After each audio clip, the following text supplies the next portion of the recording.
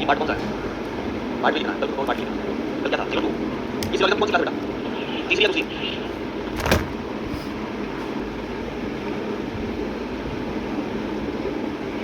भाई कौन गिर गया?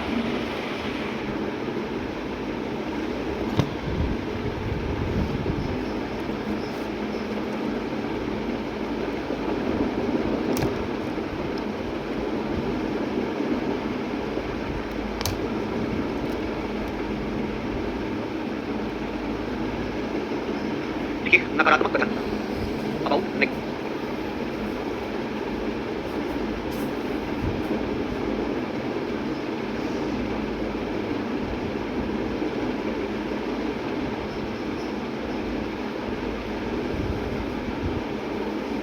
नेगेटिव स्टेटमेंट, नकारात्मक कथन, और इसका ये चित्र बना लीजिए, पहले भी आप एक बार बना चुके हैं।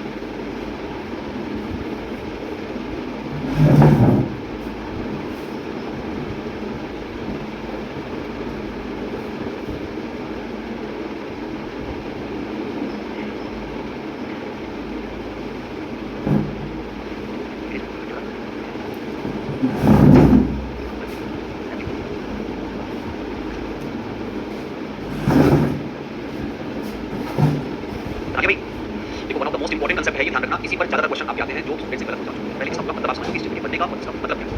ठीक है, ये तो एकदम आसान सा आपको दिखाई दे रहा है कि जो ए का कुछ हिस्सा है वो किसमें है, बहुत बड़े से दिखाई दे रहा है, ए का कुछ हिस्सा किसमें है, और ये है सर आपका बी का सर्कल, ठीक है। ये स्टेटमेंट इस फिगर में स्टेटमेंट ये होगा कि कुछ ए जो होगी, यानी ए का कुछ हिस्सा जो होगा इसके अंतर्गत होगा, ठीक है। मेरी पहली बात बहुत आसान, इस लाइन का मतलब जो हमने खींचा है, इस लाइन का मतलब ये है कि बी के सर्कल का सी के सर्कल से कोई मतलब नहीं, there is a no relationship between B and C. इसका मतलब ये हुआ कि अगर आपसे कोई बी और सी के बीच में निष्कर्ष पूछेगा, पहली बात तो आप कहोगे कि इनके बीच में कोई निष्कर्ष नहीं निकाला जा सकता। अगर आपसे कोई संभावना पूछेगा, तो निष्कर्ष पूछा तो आप मान लीजिए पहले हम निष्कर्ष की बात करते हैं, इस स्टेटमेंट में सिंपल और इसके निष्कर्ष के बारे में लिखते हैं। हमने पहला लिखा कि कोई सी बी नहीं, ठीक है, और सही होगा, सही है, कोई बी सी नहीं है, कोई सी बी नहीं होगा। दूसरा मैंने लिखा कि कुछ सी बी नहीं, ठीक है, ब्रेक समझ लेना सर। अब बताओ ये सही है गलत? ये भी सही है सर, किसी का भी डाउट है तो पूछो फटाफट, ये भी सही है, ये भी सही है। और अगर ये सही हुआ तो ये 100% सही होगा। कि मैंने आपको कल एक छोटा सा एग्जांपल दिया, मैंने आपसे कहा था कि इस क्लास का कोई भी स्टूडेंट डॉक्टर नहीं, याद है आप लोगों को? अगर कोई डॉक्टर नहीं है तो इस क्लास में बैठा हुआ जो रमेश है वो भी डॉक्टर नहीं होगा। और अगर हम पूरी क्लास से सिर्फ रमेश के बारे में बात कर रहे हैं, इसकी जो भाषा होगी सिलोजिज्म में, वो कुछ ही कहलाएगी। मतलब मैं एक व्यक्ति के बारे में बात कर रहा हूं, रमेश के बारे में कुछ कहूं, राइट? और बी और सी के बीच में क्या हो सकता है? तीसरा पॉइंट अब यहां पे लिखा हुआ है कि कुछ बी जो है वो सी नहीं, सम बी आर नॉट सी। इसका क्या है?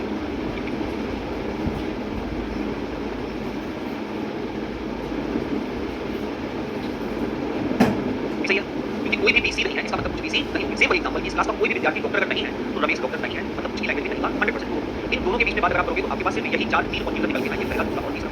ठीक, इसके बीच में हो गया भाई, पहले कितना आप नोट करिए जल्दी से। इंग्लिश में इसको लिख लेना नो सीआरबी, इतना तो आप मैच्योर हो गए हो। नहीं नहीं हो मैच्योर, 18 प्लस होगा कब मैच्योर होगा?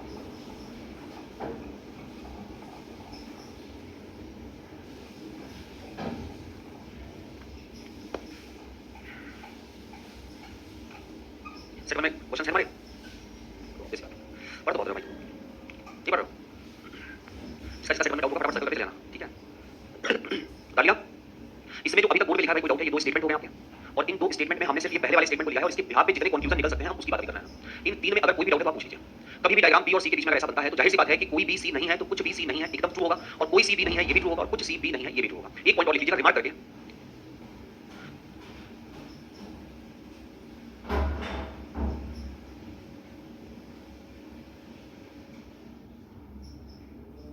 there will be no confusion between, there will be no possibility between and C.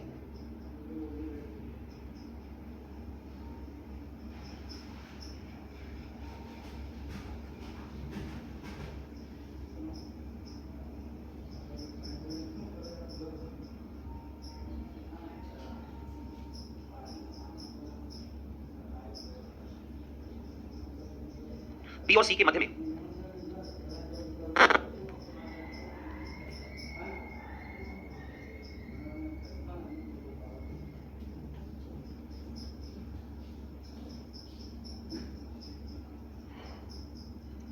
किसी भी प्रकार की संभावना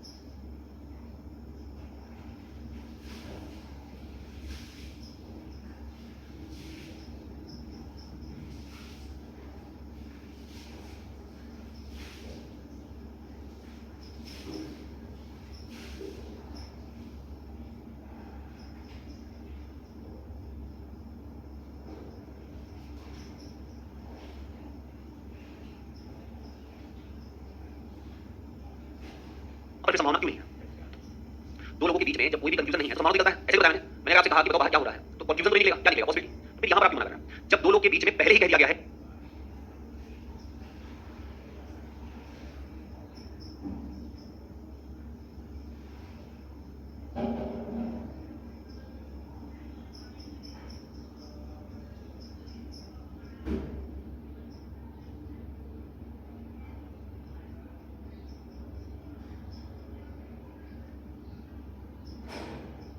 कि किसी प्रकार का कोई संबंध है ही नहीं, तो संभावना नहीं हो सकता, संभावना नहीं हो सकता।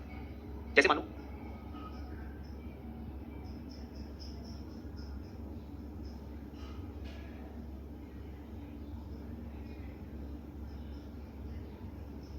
हमने आपसे कहा कि जो ए है वो बी को जानता ही नहीं, ये ए बी को जानता ही नहीं, बी ए को जानता ही नहीं, दोनों एक दूसरे को नहीं जानते हैं। अब इनके बीच में आप कुछ भी संभावना बोलने की कोशिश करो, सारी संभावना गलत है। जब दो सर्कल के मध्य में पहले ही स्टेटमेंट बोल दिया गया है कि कोई रिजल्टेंट है नहीं इन दोनों के बीच में, कोई भी कंफ्यूजन नहीं है, तो अब इनके बीच में हम संभावना किसी प्रकार की कोई निकाल ही नहीं सकते हैं। सारी संभावनाएं इससे क्या होंगी? गलत होंगी। मतलब अगर एग्जाम में मान लीजिए आपसे पूछता है ऐसा स्टेटमेंट देके कोई बी सी नहीं है और नीचे कंफ्यूजन लिख देता है कि some B are C is a possibility, तो भाई जब निष्कर्ष नहीं है तो पॉसिबिलिटी निकलता तो है वहां पर, बात तो सही है, लेकिन यहां के केस में नहीं निकलेगा कि बी और सी को सीधे कह दिया, कोई रिलेशन नहीं दोनों के बीच में। जब रिलेशन नहीं है तो जितने भी निष्कर्ष निकलेंगे वो सब क्या निकलेंगे? नेगेटिव निकलेंगे। तो हम संभावना की बात तो यहां पर कर नहीं पाएंगे, सारी संभावनाएं यहां पर गलत हो जाएंगी। अगर सी से बी के बीच में कुछ संभावना पूछा जाएगा तो वो भी गलत हो जाएगा।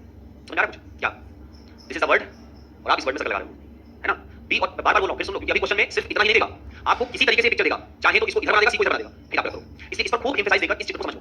बी और सी के बीच में कोई निष्कर्ष नहीं है, कहने का मतलब यह है कि कोई बी अगर सी नहीं है तो कुछ बी सी नहीं है, ट्रू। कोई सी बी नहीं है तो कुछ सी बी नहीं है, इट इज आल्सो ट्रू। और अगर कहोगे कि कुछ बी के सी होने की संभावना है, पॉसिबल ही नहीं है भाई, क्योंकि बी और सी का सर्कल किसी भी तरीके से मिल ही नहीं सकता। ओके, अब आओ, और इंपॉर्टेंट है क्या? ए और सी के बीच को समझना। ये रिलेशन सबसे इंपॉर्टेंट है और इसी से एग्जाम में खूब क्वेश्चन आपको निकाल के देगा।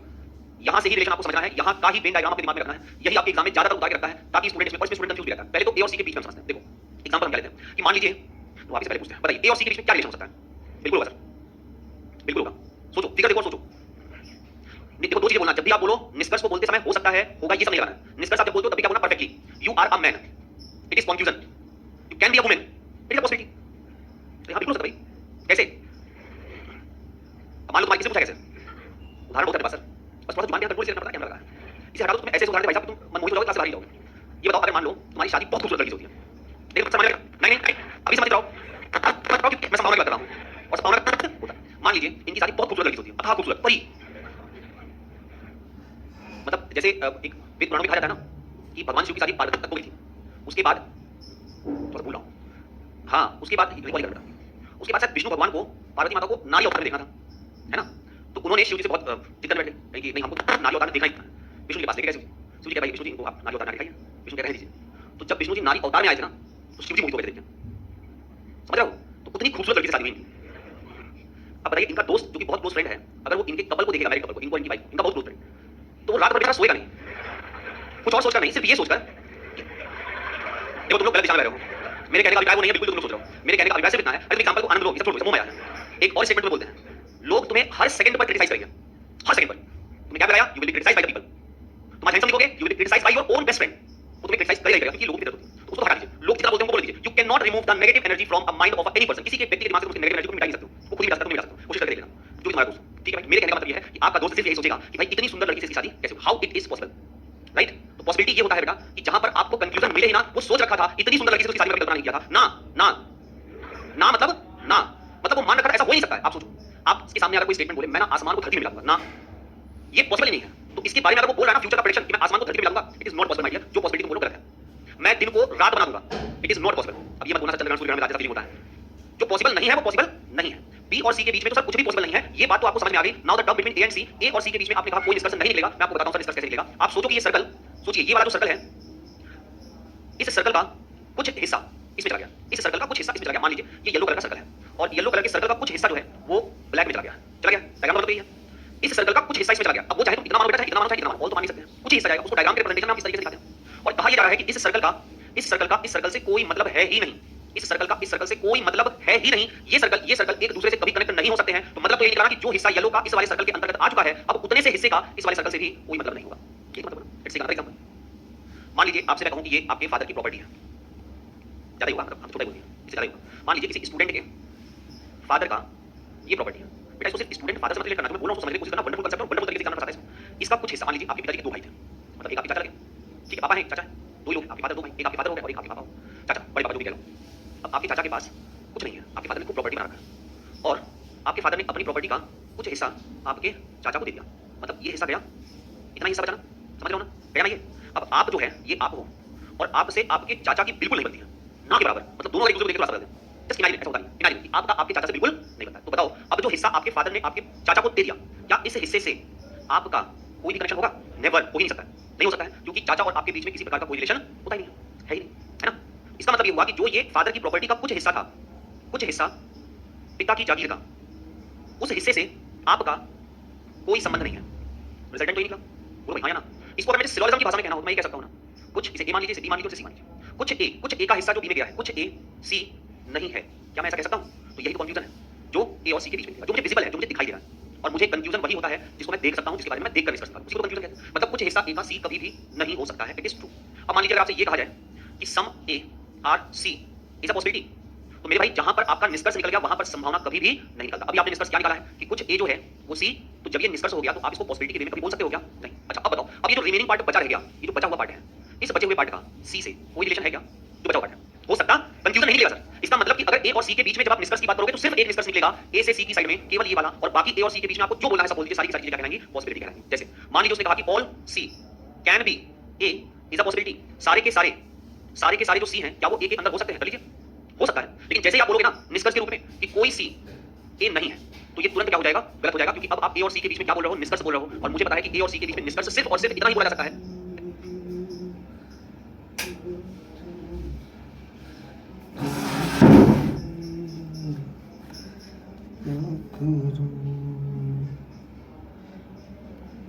कि जो हिस्सा ए का बी के अंदर चला गया है उस सम वाले हिस्से का सी से कोई,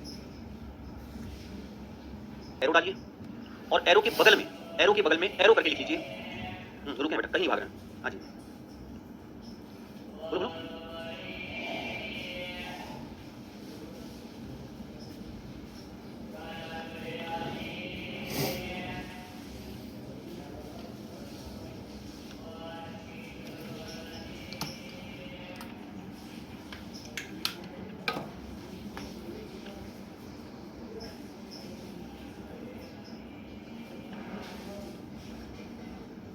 तालिया भाई, अब इसको लिख लीजिएगा एरो करके कि ए और सी के मध्य में, ए और सी के मध्य में, ए और सी के मध्य में केवल एक निष्कर्ष, केवल एक निष्कर्ष, वो भी कुछ का, कुछ को इन्वर्टेड कॉमा में कर लीजिएगा, वो भी कुछ का ए से सी की तरफ नकारात्मक में निकाला जा सकता है, ए से सी की तरफ नकारात्मक में निकाला जा सकता है। ठीक है, इंग्लिश वाले लिख लीजिएगा, तो हिंदी में लिख रहा हो तो हमको है, रुक रहा हूं, इंग्लिश में जा रहा है। देखिए, there will be only a confusion between A and C, there will be only a confusion between A and C, that is some A are not C, that is some A are not C, some A are not C।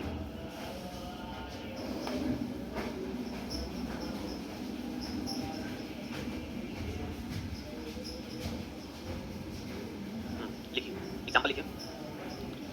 देखिए, कोई फूल थैली नहीं, no flower is bag, कोई फूल थैली नहीं, थैली थैली, no flower is bag, bag bag, ये जी।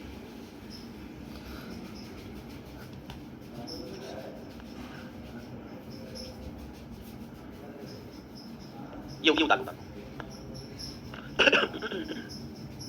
फेयर कॉपी में उतार लेना भाई इसको, ठीक है, ये नहीं कि बुक से सॉल्व करोगे, फेयर कॉपी में उतार लेना इस एग्जांपल जहां आपने लिखा है उसी के बगल में, और इसका पहले आप डायग्राम बनाइए।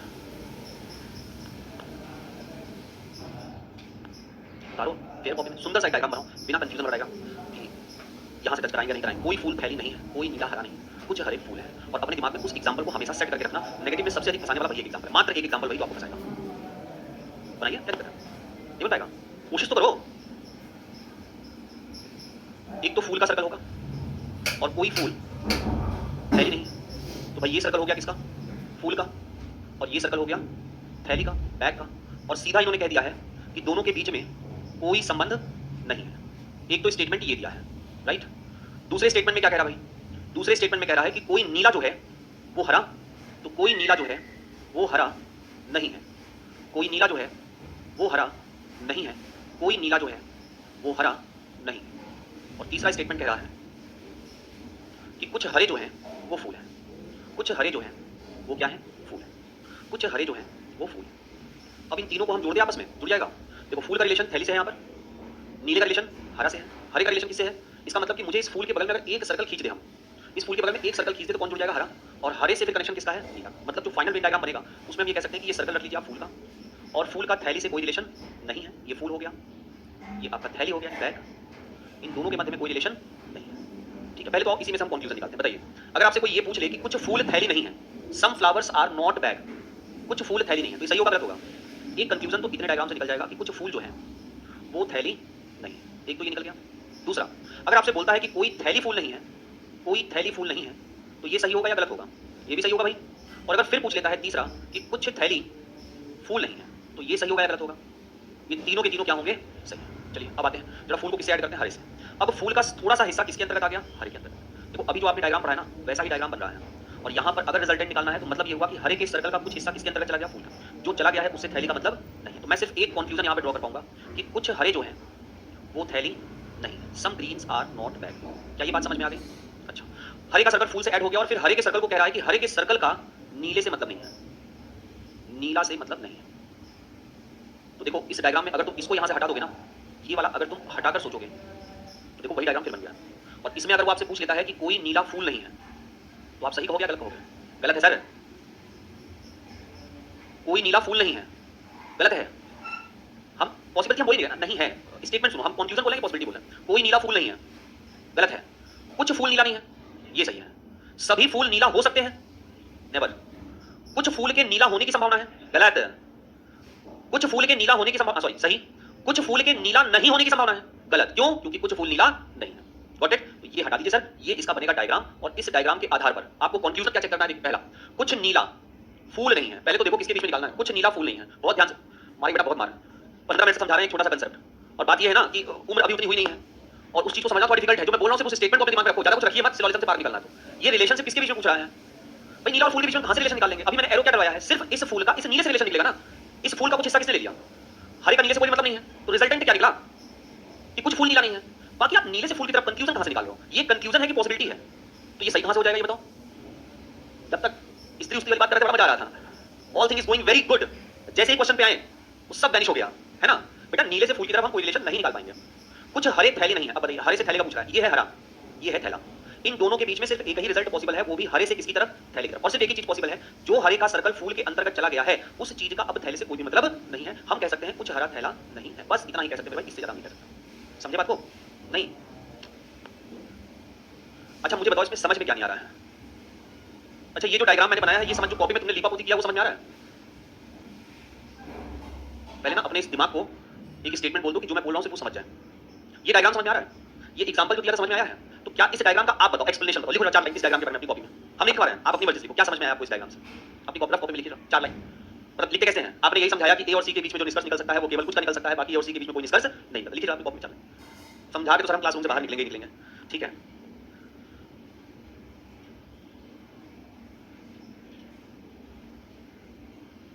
लिखो 4 लाइन, क्या लिखोगे, मतलब मान लो इस पे एसएससी ने डिस्क्रिप्टिव पूछ लिया, चित्र का उल्लेख करिए 4 शब्दों में, 4 लाइनों में, क्या लिखोगे। हां बी का सी से तो कोई मतलब नहीं होता।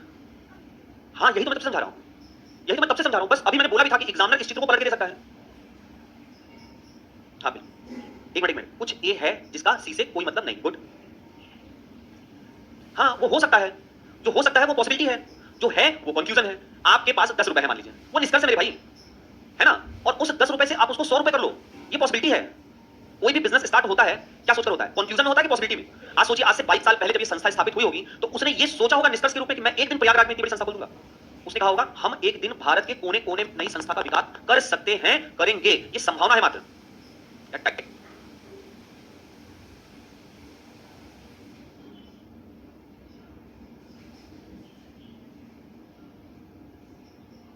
टाइटैनिक कभी डूब नहीं सकती है, द कैप्टन हैज सेड।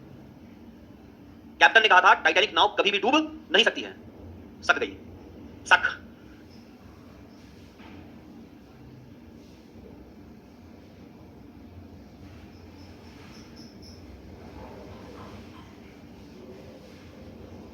नाव डूब गई।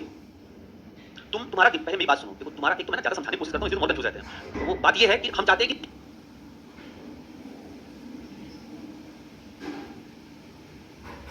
जो मेरे दिमाग में चल रहा है वो इसके दिमाग में किस तरीके से सेट हो जा रही है, और वो सेट इसलिए नहीं हो रहा है क्योंकि थोड़ा सा उधर जो बात है ना रील का वो थोड़ा ऊबड़ खाबड़ है। इस वजह से हम सिंपल सी एक बात बोले, what is confusion, what is confusion which is 100% visible, that is the confusion. जो 100% दिखाई दे वो निष्कर्ष है। हम जब क्लास में घुसते तुम ये क्यों बोलते गुड मॉर्निंग मैडम, क्योंकि सर आप पुरुष दिखाई देते हो, सिंपल सा आंसर है। और जिस दिन मान लो आपको मैडम पढ़ाने आएंगे उनको आप कहोगे गुड मॉर्निंग सर, जो तुम्हें दिख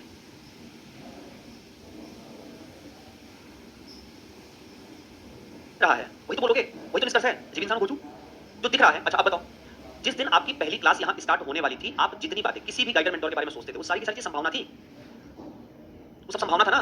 जैसे ही गाइडर मेंटोर आपका क्लास में एंटर किया वो सब कंफ्यूजन बन गया। तो मुझे जो दिख रहा है वो ये दिख रहा है कि ए का कुछ हिस्सा जो है वो किसके अंतर्गत है, सॉरी बी के अंतर्गत, उसका सी से कोई मतलब नहीं, ये निष्कर्ष है। एक नहीं तुम 10 पूछो, इस चैप्टर में तो बच्चा 1000 पूछता है, आप एक ही पे कैसे रुक जाओगे सर। एक गलत बोल रही हो, कुछ ए सी नहीं है। हाँ, some A are C is a possibility.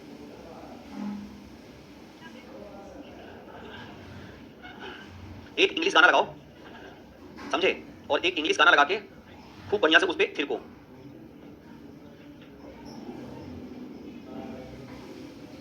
नहीं बेटा छोड़ो मत, ठीक है।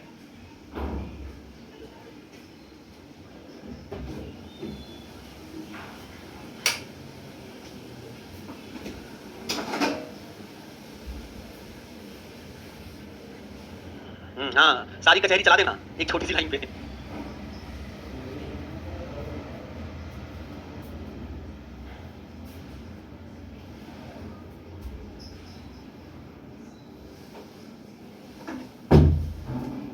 अब मैं एक एक से पूछूं, देखो मैं इसमें इसलिए इतना फोकस दे रहा हूं ना, अभी तक इससे पहले मैं किसी तरह फोकस नहीं दिया था। यही एसएससी पूछता है और पता चला कि तुम यही पढ़ के जाओ, यही आएगा, यही छोड़ के आए, तो तुम कहोगे यार सिविलिज्म का क्वेश्चन गलत हो गया। इसको बिना समझाए तो हम सर एक कदम नहीं बढ़ेंगे, पर्सनली तो बढ़ेंगे चैप्टर में, जब तक इस पे तुम्हारा पूरा एकदम कंसेप्ट क्लियर नहीं हो जाता है। हमारा सीधा सा स्टेटमेंट है, मैंने आपको एग्जांपल में समझा दिया, और आपको ये भी मैं बोल रहा हूं सर, बोलते समय ना जब आप बोल रहे हो सिलोजिज्म में बी केयरफुल, जो बोलते हो उससे आदमी सामने वाला बहुत कुछ जज करने की कोशिश करता है, ठीक है। नहीं नहीं, हम चैप्टर से बात कर रहे हैं, पर्सनल कुछ नहीं बात कर रहे हैं। आप अगर बोलोगे यहाँ बना हुआ है ऑल ए आर बी, अगर आप बोलोगे कुछ ए बी हो सकता है तो हम चार्ट लगाएंगे, क्योंकि कुछ ए बी है। अगर आप बोलोगे सभी ए बी हो सकते हैं तो भी चार्ट लगाएंगे, क्योंकि ऑल ए आर बी है। हम इसको बोलने की बात कर रहे हैं। थोड़ा बैक कर दें, गो बैक। एक से भले दो, दो से भले चार। अब ये कोविड फैलेगा और इस पूरी क्लास में फैलेगा।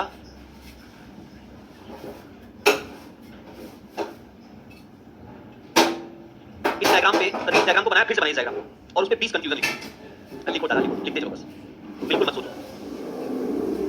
हाँ हाँ, बैक बैक करके हट रहा हूँ, उल्टा करके नहीं। हाँ, कुछ ए सही है, नहीं ये गलत है, ये गलत है, लेकिन इसको तुम ऐसे बोलोगे ना सर कुछ सी ए नहीं हो सकते, मैं कहूँगा सही, ये सही वायरस है, यही फैल जाए। हम पलट नहीं रहे बेटा, ये तुम्हारा जो बोलने का तरीका था इधर से था, इसका बोलने का तरीका इधर से है।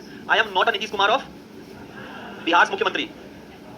हाँ, आपने जो बोला you have said between A and C और he said between C and D, तुम्हें पलटने पड़ेगा ना, ये और ये में अंतर है। लिखो, डायग्राम बना के लिखो, पहला लिखिए, लिखिए पहला। हाँ, आपको कुछ पूछना है, लिखिए। आप लोग तो इतने दिन से लापता चल रही थी, कहाँ बोले पढ़ के क्लास में आ गए? अच्छा खासा जीवन यापन चल रहा था आप लोगों का, कहाँ लापता थी? और आपका ग्रेजुएशन, हाँ, सीटेट का एग्जाम हो गया, आप कहाँ लापता थी? किस चीज का? आप कहाँ लापता थे? तुम कहाँ लापता थे? क्या दिन से? क्या हुआ?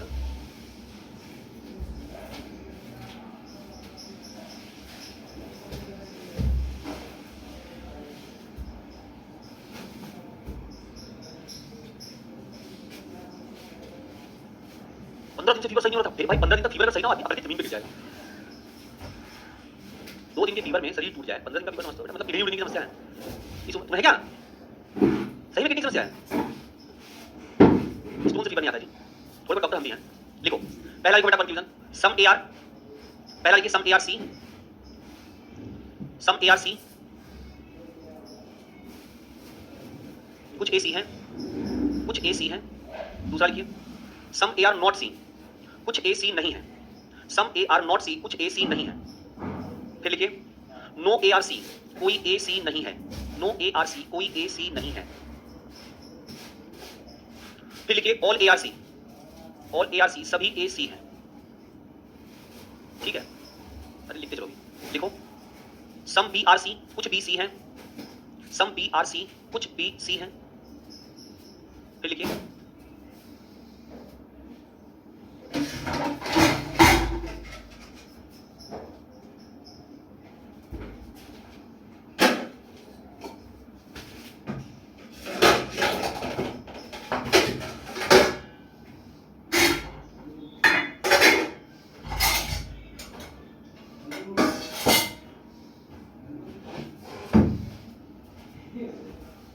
All B are C, all B are C, सभी बी सी हैं।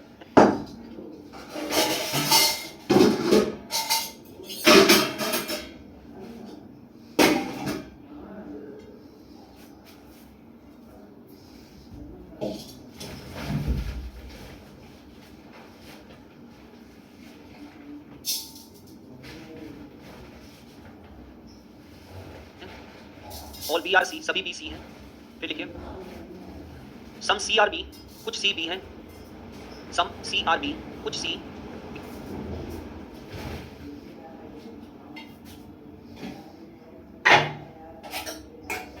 बी हैं। फिर लिखिए some C are not B, some C are not B,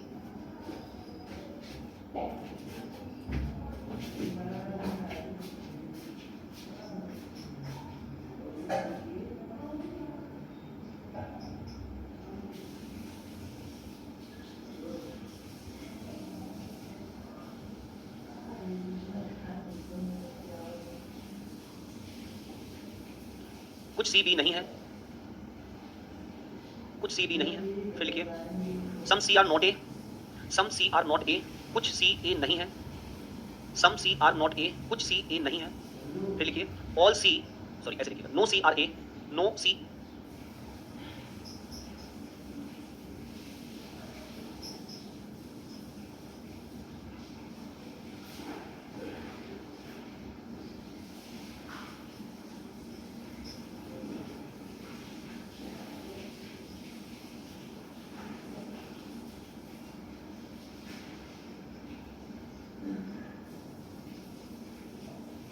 are A, कोई सी ए नहीं है।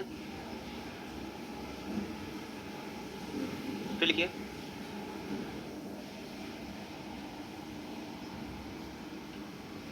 लिखिए some C are A is a possibility, some C are A is a possibility, some C are A is a possibility, some C are A is a possibility, कुछ C के ए होने की संभावना है, कुछ सी के ए होने की संभावना है।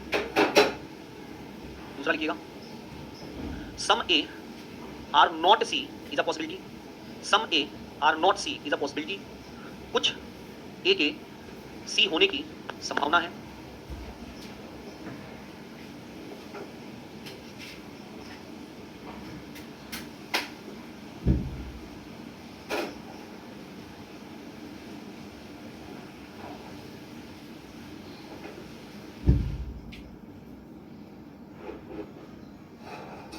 कुछ ए के सी होने की संभावना है, सॉरी कुछ ए के सी नहीं होने की संभावना है, कुछ ए के सी नहीं होने की संभावना है।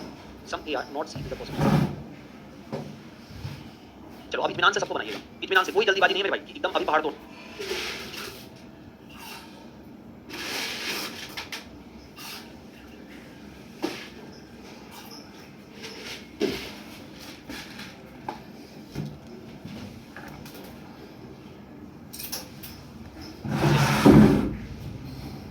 हाँ बस 13 20 तो मैंने ऐसे बोल दिया। निकालिए और 1 से लेकर 10 तक के बीच में क्वेश्चन बोलते चलिएगा। 1 से 10 तक के बीच में फटाफट बोलना, थोड़ा जल्दी चलिए। 1 से 10 के बीच में कोई क्वेश्चन? नो।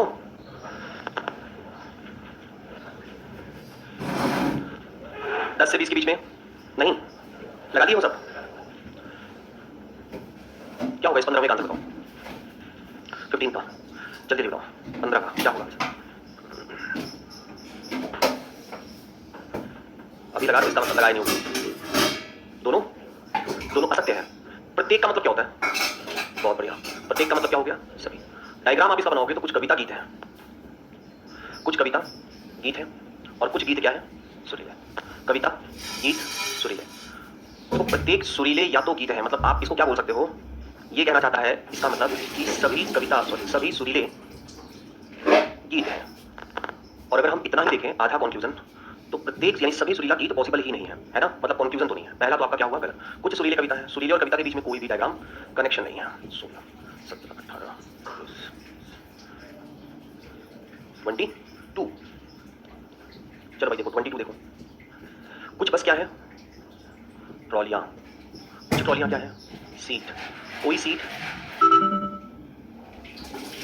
डायग्राम ये बनाया, जिसका भी डाउट होगा भाई देख लेना। ये बस हो गया, ये सर्कल हो गया किसका?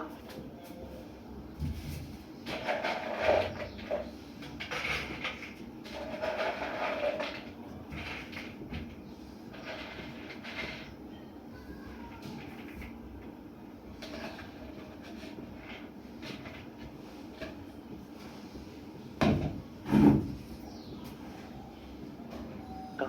और ये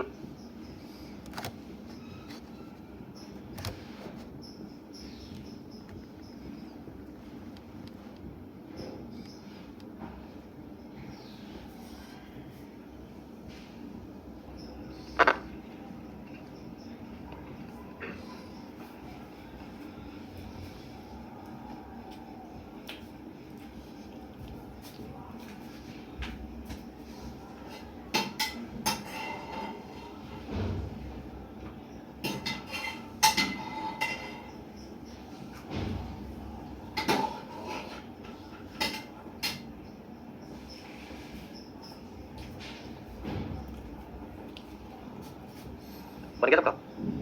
यही डायग्राम बनाया? यही डायग्राम बनाया भाई का? अब देखो संभावना को थोड़ा समझ। अच्छा ठीक है, मैं संभावना का आपको एक दो केस और समझा रहा हूँ।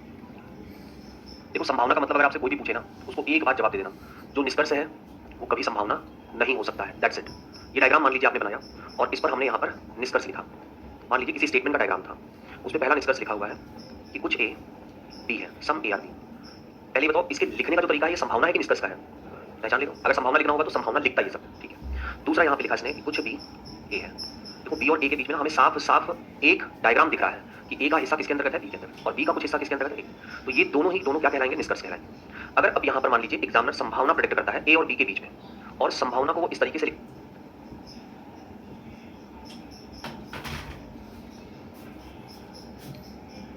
होने की संभावना है, कुछ ए के बी होने की।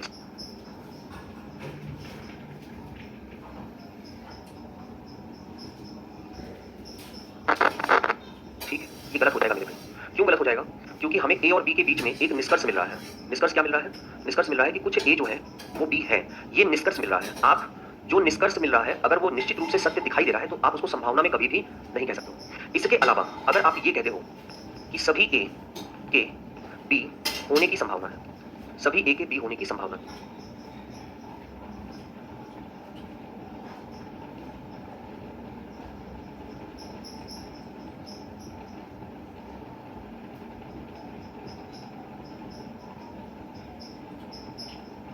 तो ये निश्चित रूप से सही होगा। इसलिए सही होगा क्योंकि अगर हम ए और बी के बीच में निष्कर्ष ये फाइंड आउट करने की कोशिश करें कि सभी ए बी है, तो ये निष्कर्ष निश्चित रूप से क्या हो जाएगा? गलत हो जाएगा। सारा का सारा ए का सर्कल बी के अंतर्गत नहीं है। तो जब निष्कर्ष आपका गलत हो रहा है तो वहां पे संभावना आपका क्या हो रहा है? सही हो रहा है। और जहां पर निष्कर्ष सही हो रहा है वहां पर संभावना क्या हो रहा है? गलत हो रहा है। हमने आपको एक ही स्टेटमेंट बोला है, उसी पर एकदम फोकस करके ध्यान से रखना। जहां पर निष्कर्ष निकल गया, जहां पर निष्कर्ष निकल गया वहां पर संभावना क्या होगा? गलत होगा। जहां पर निष्कर्ष नहीं निकला वहां पर आपको जो भी संभावना बोलना है वो सारी संभावना आप बोल सकते हैं।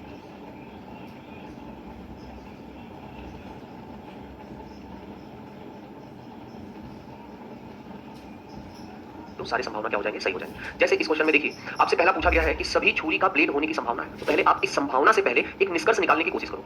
निष्कर्ष ये निकालने की कोशिश करो कि क्या सभी छुरी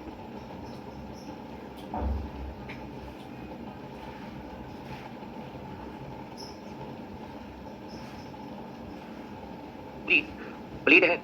आप इसको चेक करो पहले। देखो अगर ये निष्कर्ष गलत हुआ, इसका मतलब इन दोनों के बीच में अब जो संभावना बोल रहा हूं वो क्या हो जाएगा, सही। और अगर ये निष्कर्ष सही हो गया तो इसका मतलब इन दोनों के बीच में जो संभावना बोल रहा हूं वो क्या हो जाएगा, गलत। ये पार्ट है आपका निष्कर्ष का। और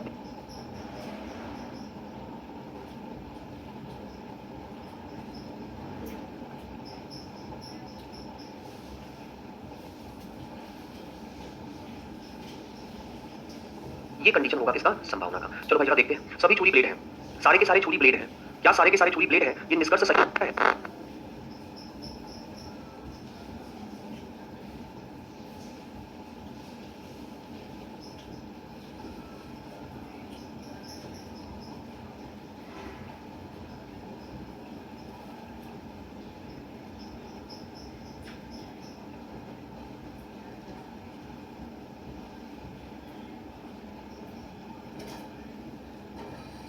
निष्कर्ष सही हो सकता है। अगर निष्कर्ष गलत हुआ तो संभावना क्या हो जाएगा, सही। कम से कम का मतलब ही होता है कुछ कुछ।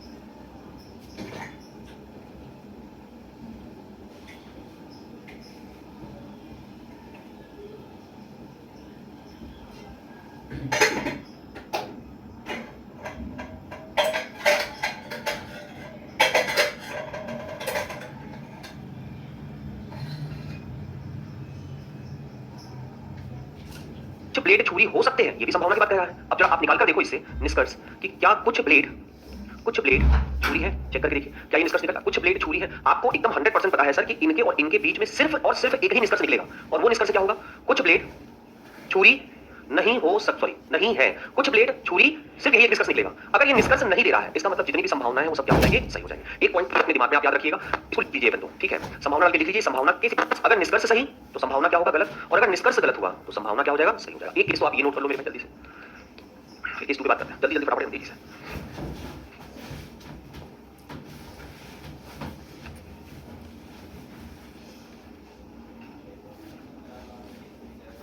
देखो जब भी आप संभावना का आंसर देखो, बस इतना ध्यान रखना कि अगर वो संभावना निष्कर्ष के रूप में सत्य हो रहा है तो संभावना गलत होगा, और अगर वो निष्कर्ष के रूप में गलत हो रहा है तो संभावना क्या होगा, सही होगा। बस यही 2 पॉइंट आपको क्लियर दिमाग में रखना। कोई फालतू का ये कि इसको हम कन्वर्ट करके ऐसा लिख सकते हैं, कन्वर्ट करके वैसा लिख सकते हैं, उसके बाद हम संभावना निकाल सकते हैं, वो सब कुछ भी मायने नहीं रखता है। सिर्फ एक ही बात अपने दिमाग में रखना, if you are getting confusion,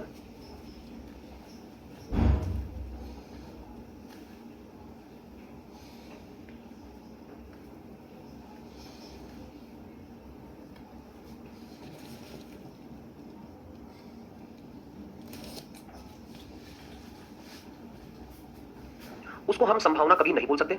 if you are not getting,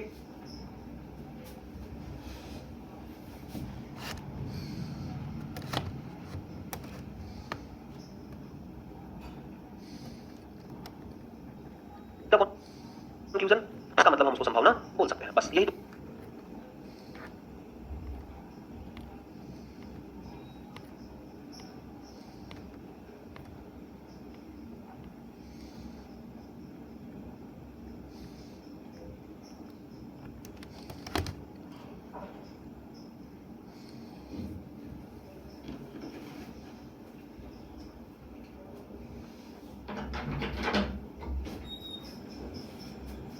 बात पे टिके रहिएगा आप।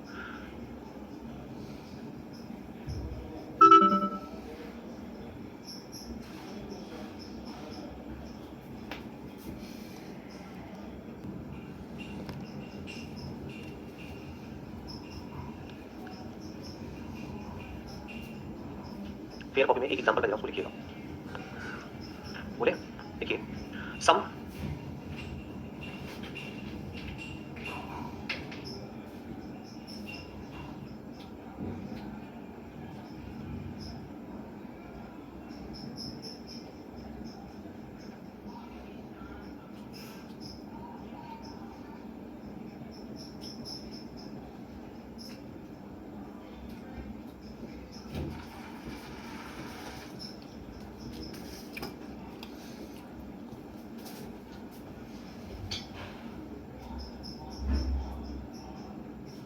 एलिफेंट्स आर एनिमल, कुछ हाथी जानवर है। सम एलिफेंट्स आर,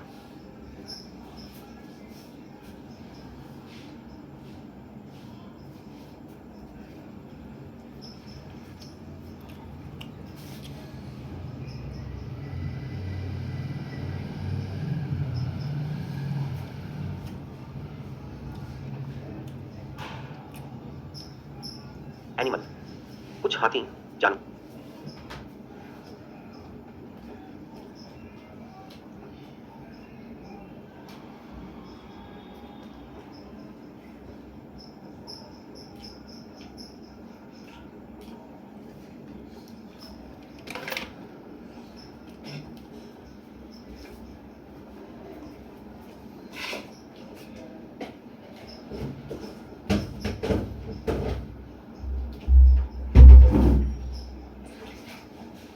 पर है। दूसरा लिखिएगा, सम एनिमल्स आर टाइगर, कुछ जानवर चीते हैं।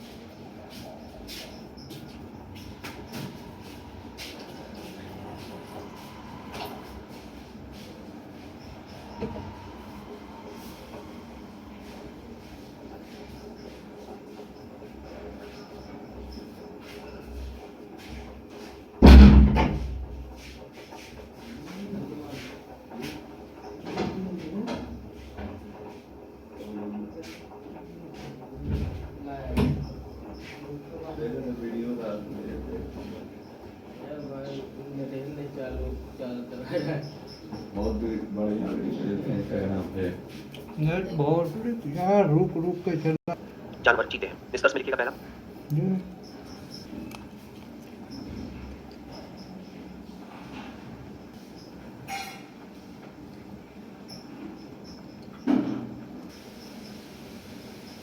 is a possibility. All elephants are.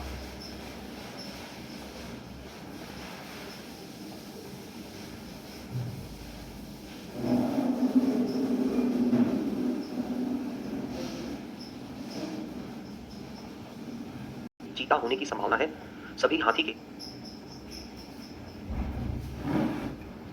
देखिए, ऑल स्कूल्स आर कॉलेज, सभी स्कूल कॉलेज हैं।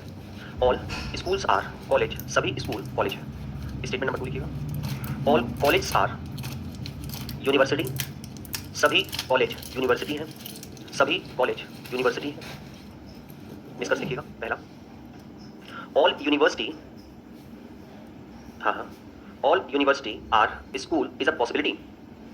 All university are school is a possibility, सभी यूनिवर्सिटी के स्कूल होने की संभावना है। सभी यूनिवर्सिटी के स्कूल होने की संभावना है।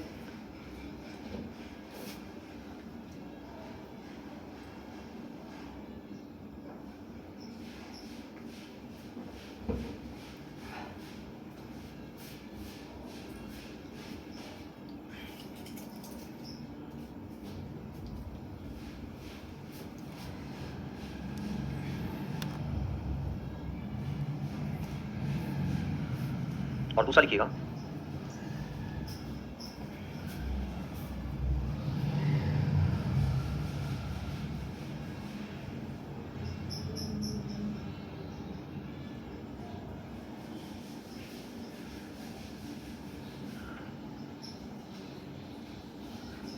देखिए, all college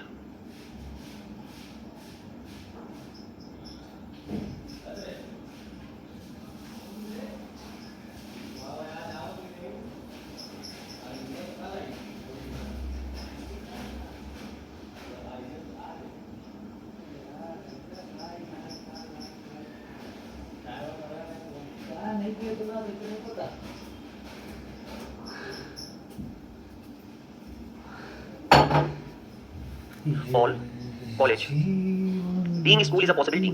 All college being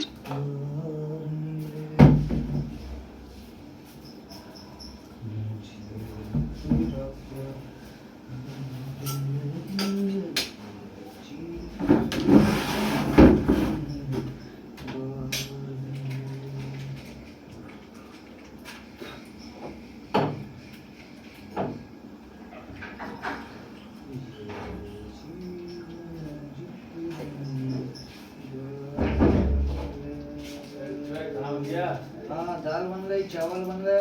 चाचा केले का वो चल रहा है, क्या कहते हैं?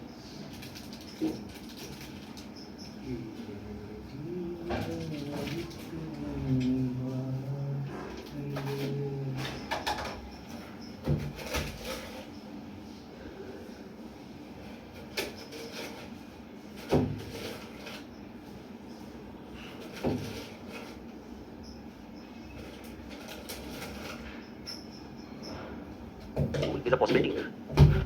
सभी कॉलेज के स्कूल होने की संभावना है, सभी कॉलेज के स्कूल होने की संभावना है। बनाओ जरा तुम।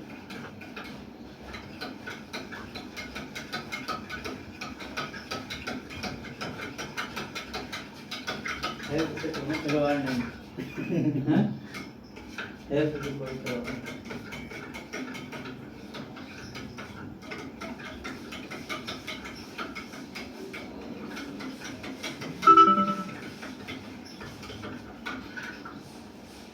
डायग्राम बनाइए पहले दोनों का।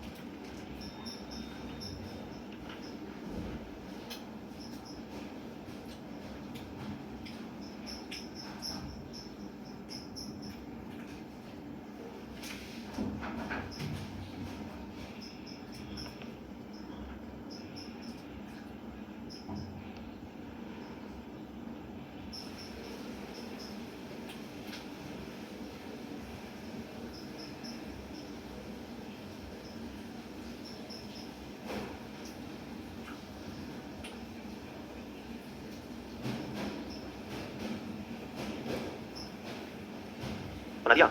अब इसके बेस पर जो आपने यहां लिखा है, इसके बेस पर आप आंसर निकालने की कोशिश करिए। देखिए कोई भी पॉसिबिलिटी लिखा हो, सब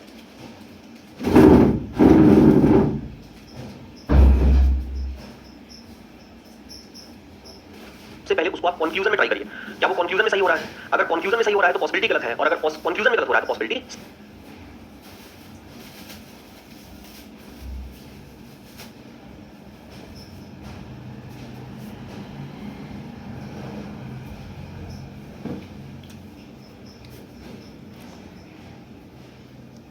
बन गया।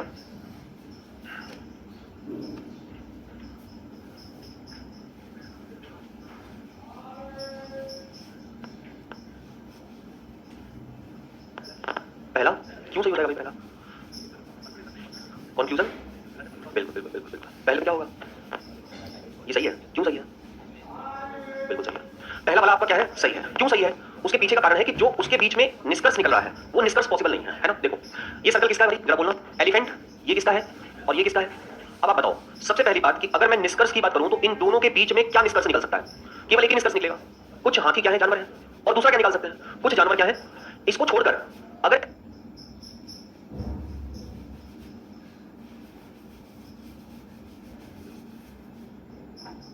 एग्जामिनर कुछ भी संभावना में बोलता है सब सही है। जैसे all elephant can be animal, सारे के सारे हाथी क्या जानवर हो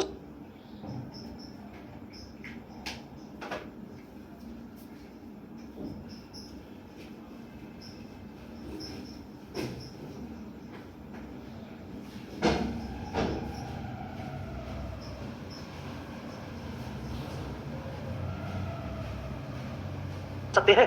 यस सही है। ये सही है। क्यों सही है? क्योंकि इसके ऊपर जो निष्कर्ष निकालना है वो निष्कर्ष क्या हो रहा है? गलत हो रहा है। अब आप बताइए पहला वाला आपको क्या बोला गया है?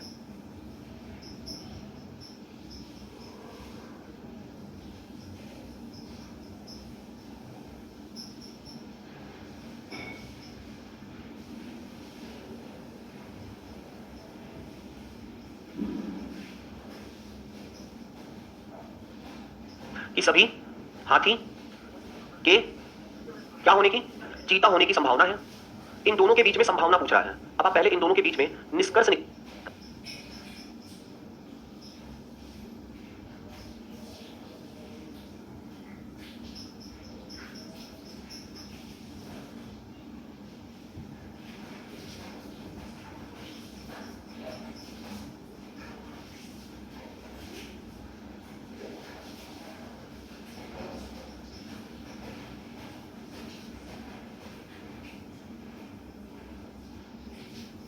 कर चेक करो।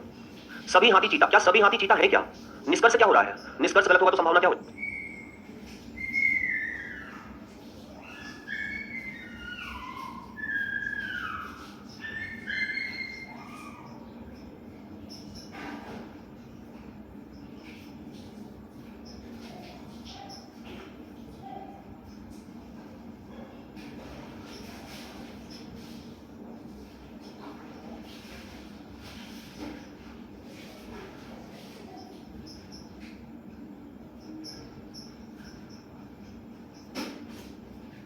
रहेगा। दूसरा बोलिए क्या लिखा आपने?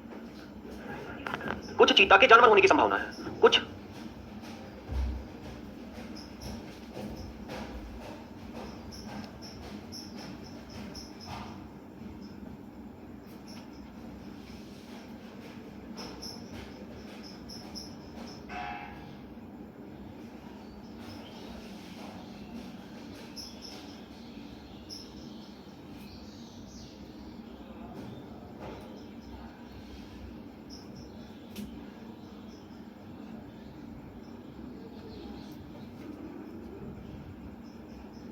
चीता के जानवर होने की क्या बोल रहा है? संभावना। पहले आप इसके बीच में कंक्लूजन ट्राई करो।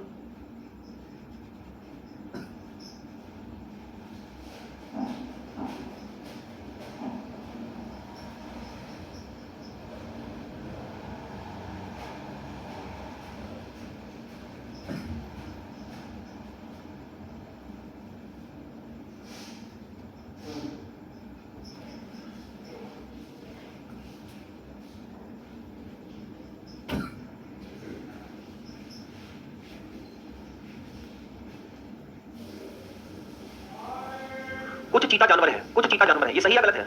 अगर कंक्लूजन सही हो गया तो पॉसिबिलिटी आपका क्या हो जाएगा? गलत हो जाएगा।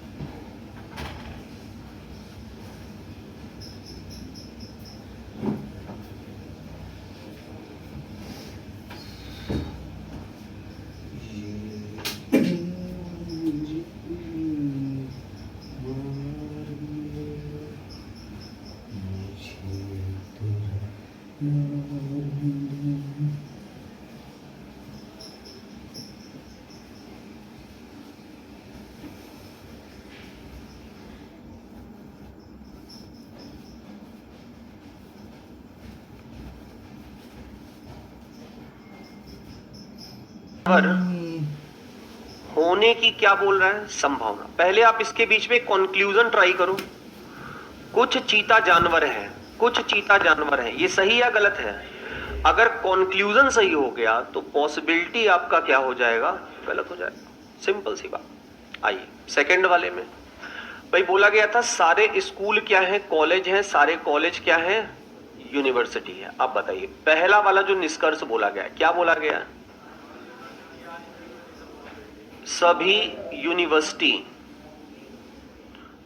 यूनिवर्सिटी के स्कूल होने की क्या पूछ रहा है? दोनों के बीच में संभावना। बेटा संभावना निकालने से पहले एक बार तुम ट्राई कर लो क्या? निष्कर्ष।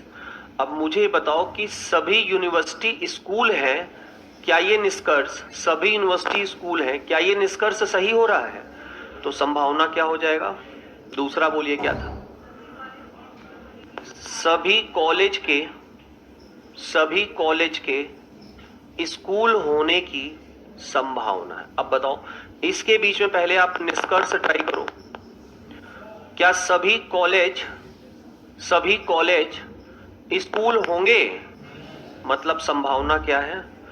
दूसरे में आंसर होगा पहला दूसरा दोनों सही है, और पहले में आंसर होगा कि पहला क्या है? सही है, दूसरा क्या है? गलत है। ठीक है, यानी पहले वाले में आंसर होगा ओनली फर्स्ट, केवल पहला, और इसमें आंसर होगा बोथ फॉलोज, दोनों सही है। क्लियर है बात? एक केस और लिखिए, केस टू।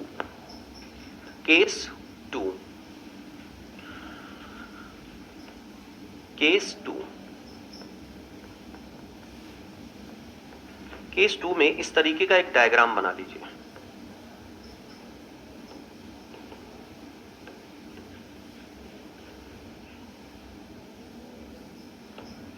इस डायग्राम का मतलब आप समझ रहे हो? क्या है भाई इस डायग्राम का मतलब? ए और बी के बीच में कोई संबंध। अब इसके बिहाफ पर चलो पहले कुछ हम लोग कंक्लूजन लिखते हैं। उस कंक्लूजन में सम पॉसिबिलिटीज ऑल्सो देयर।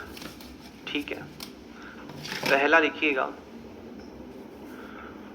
कुछ ए बी नहीं है, some A are not B, कोई भी ए नहीं है, नो बी आर ए,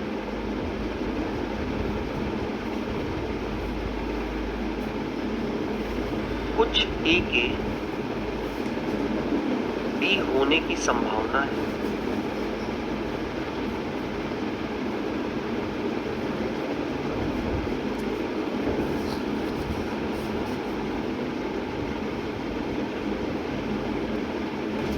कुछ बी के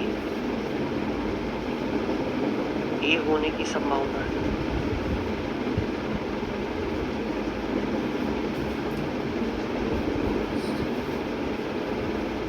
इंग्लिश में सही रहेगा, some A are B is a possibility.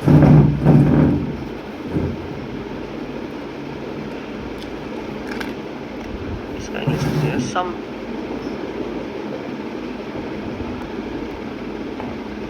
Are A is a possibility.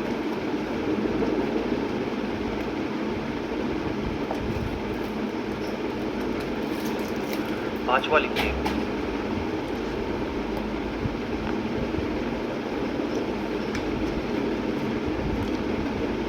सभी ए के बी होने की संभावना है,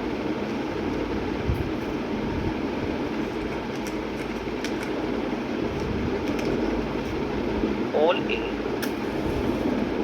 आर बी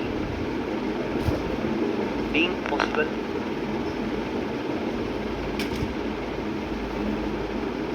चलो पहले थोड़ा सा अपना दिमाग लगा के बताना क्या होना चाहिए।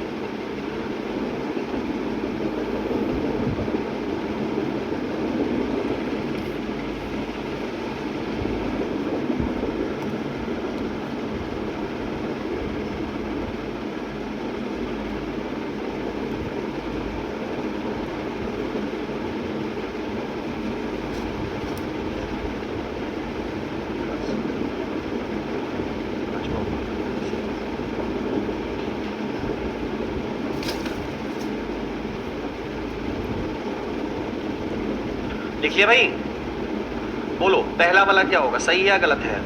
पक्का? इसमें किसी को कोई कंफ्यूजन? बहुत बढ़िया। दूसरा वाला सही है?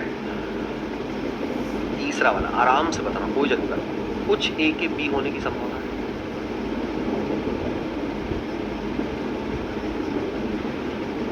सही है? कितने लोग कह रहे हो सही है ये? कुछ ए के बी होने की संभावना है। क्यों सही है भाई ये बताओ? क्यों? मतलब सही है तो कोई रीजन होगा ना, क्यों? कुछ हो सकता है सर, सभी हो सकता है। देखो बैठो, एक बात ध्यान रखना, ये केस 2 जो है बहुत आसान है, बहुत आसान है। जब दो लोगों के बीच में किसी प्रकार का कोई संबंध ही नहीं है, जब इन दोनों के बीच में कोई संबंध ही नहीं है, संबंध ही नहीं है, तो फिर इनके बीच में सर आप संभावना कहां से निकालोगे? एक भी संभावना नहीं निकलेगी, किसी प्रकार को कोई संभावना नहीं। आप खुद सोचो, दो सर्कल के बीच में पहले ही कह दिया कोई संबंध ही नहीं है, हम आपको जानते ही नहीं है, तो अब आपसे रिलेटेड हमको कोई भी संभावना अगर बोला जाएगा तो क्या वो सही हो सकता है? इस क्लास का कोई भी स्टूडेंट डॉक्टर नहीं है, नो स्टूडेंट्स आर डॉक्टर। एक भी स्टूडेंट जो है वो डॉक्टर नहीं, ऐसा स्टेटमेंट बोल रहा है, नो स्टूडेंट्स आर डॉक्टर, एक भी स्टूडेंट डॉक्टर नहीं। इसका मतलब भाई क्या होगा? कोई भी विद्यार्थी डॉक्टर। तो जब कोई भी विद्यार्थी डॉक्टर नहीं है तो मैं ये कहूँ इस क्लास का कुछ विद्यार्थी के डॉक्टर होने की संभावना है, तो क्या ये सही होगा? रमेश इस क्लास का विद्यार्थी है और उसके डॉक्टर होने की संभावना है, क्या वो सही होगा? सिंपल।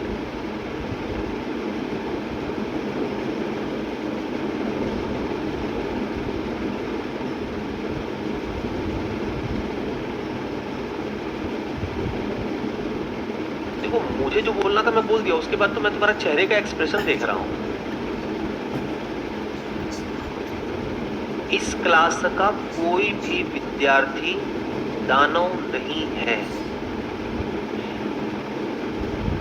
मतलब विद्यार्थी का दानव से कोई संबंध, इसमें से किसी को भी दानव कहने की संभावना है ही नहीं। इस क्लास के सारे विद्यार्थी बहुत इनोसेंट हैं, मतलब मेरे चेहरे का एक्सप्रेशन देख लेना और समझ लेना। इस क्लास के सारे विद्यार्थी बहुत सीधे, बहुत मासूम, कर्तव्यपरायण, सत्यनिष्ठा से भरे हुए,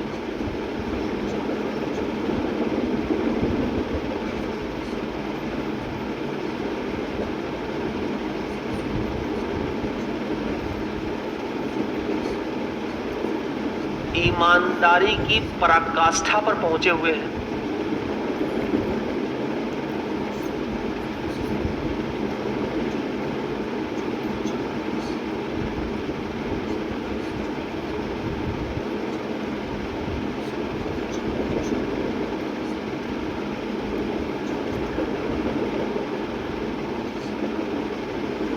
तो इस क्लास के किसी विद्यार्थी को भी अगर मैं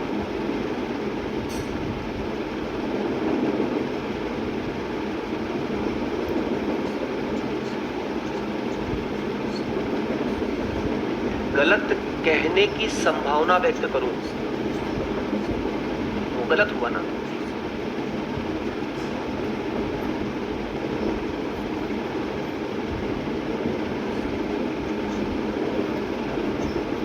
संभव ही नहीं कभी। इस क्लास के सभी विद्यार्थी सिलेक्टेड हैं, मैंने ऐसा कह दिया स्टेटमेंट। इस क्लास के सभी विद्यार्थी क्या हैं? सिलेक्टेड हैं। अब कोई अगर आके ये बोले कि वीक 12 का एक बच्चा बेरोजगार टहल रहा है, इसकी संभावना है, तो वो क्या बोल रहा है? गलत बोल रहा है ना, 100% गलत बोल रहा है।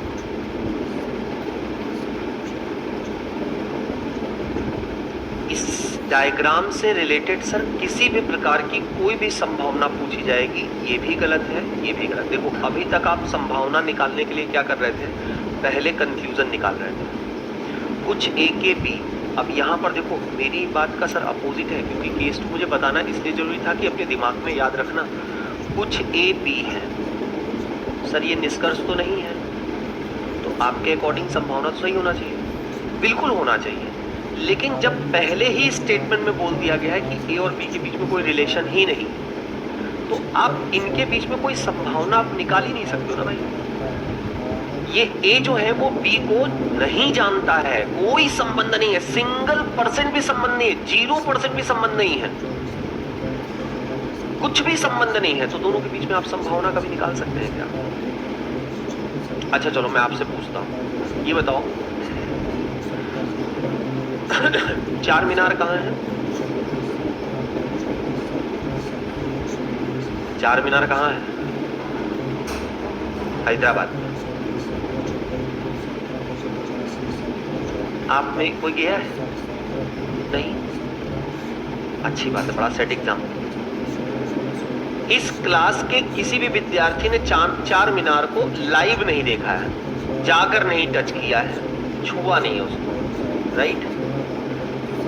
अब इस क्लास के विद्यार्थियों के बारे में चार मीनार और इन विद्यार्थियों से कोई भी संभावना बोलोगे सब गलत है। कोई भी विद्यार्थी चार मीनार को नहीं जानता। तो हम ये कह दें कि इस क्लास का एक विद्यार्थी रमेश है जिसके चार मीनार को देखने की संभावना है, तो वो निश्चित रूप से क्या हुआ? If statement is saying that there is no relationship between A and B, 100% दोनों के बीच में कोई रिलेशनशिप ही नहीं है, तो आप A और B के बीच में कोई संभावना निकाल सकते हो क्या? कभी नहीं। ये भी गलत है, ये भी गलत है, ये भी गलत है और ये भी गलत है। इस बात को अपने दिमाग में याद रखना कि अगर दो लोगों के मध्य में कोई संबंध नहीं है तो उनके बीच में संभावना कभी नहीं मिलेगी। क्लियर है बात? चलो आ जाओ। Okay, question number 24। अब ऐसे ही पकड़ने की कोशिश करो सर। देखो डायग्राम क्या बनेगा फटाफट। सभी सूर्य क्या है, सभी चंद्रमा क्या है, सभी ग्रह क्या है, अब ये मुझे बताओ कि संभावना किसके बीच में पूछ रहा है? चंद्रमा और सूर्य के बीच में। सबसे पहले तुम क्या निकालोगे? निष्कर्ष निकाल के देखो, क्या सभी चंद्रमा सूर्य हैं? क्या सभी चंद्रमा सूर्य हैं? निष्कर्ष क्या हो गया? संभावना क्या हो जाएगा? सभी सूर्य गोल है, सारे के सारे सूर्य गोल है। ये आपका क्या हो जाएगा? आंसर क्या बनेगा? दोनों ही सत्य है। ओके, कर लोगे? बनाओ फटाफट जल्दी से। कोई कार चार्जर नहीं है, कुछ चार्जर निश्चित ही स्विच नहीं है। सभी कार स्विच है, बनाओ फटाफट जल्दी से।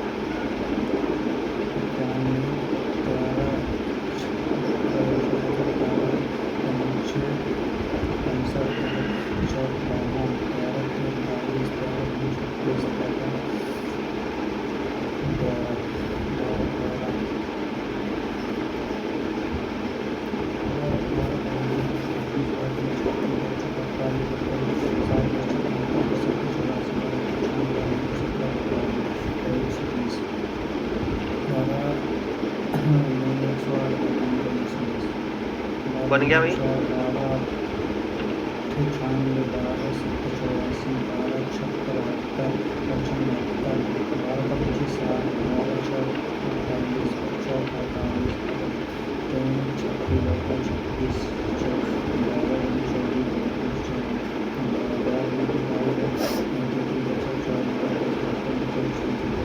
बन गया? क्या होगा आंसर? पहला, दूसरा? आइए जरा डायग्राम बनाते हैं। सभी कार क्या हैं? सभी कार स्विच।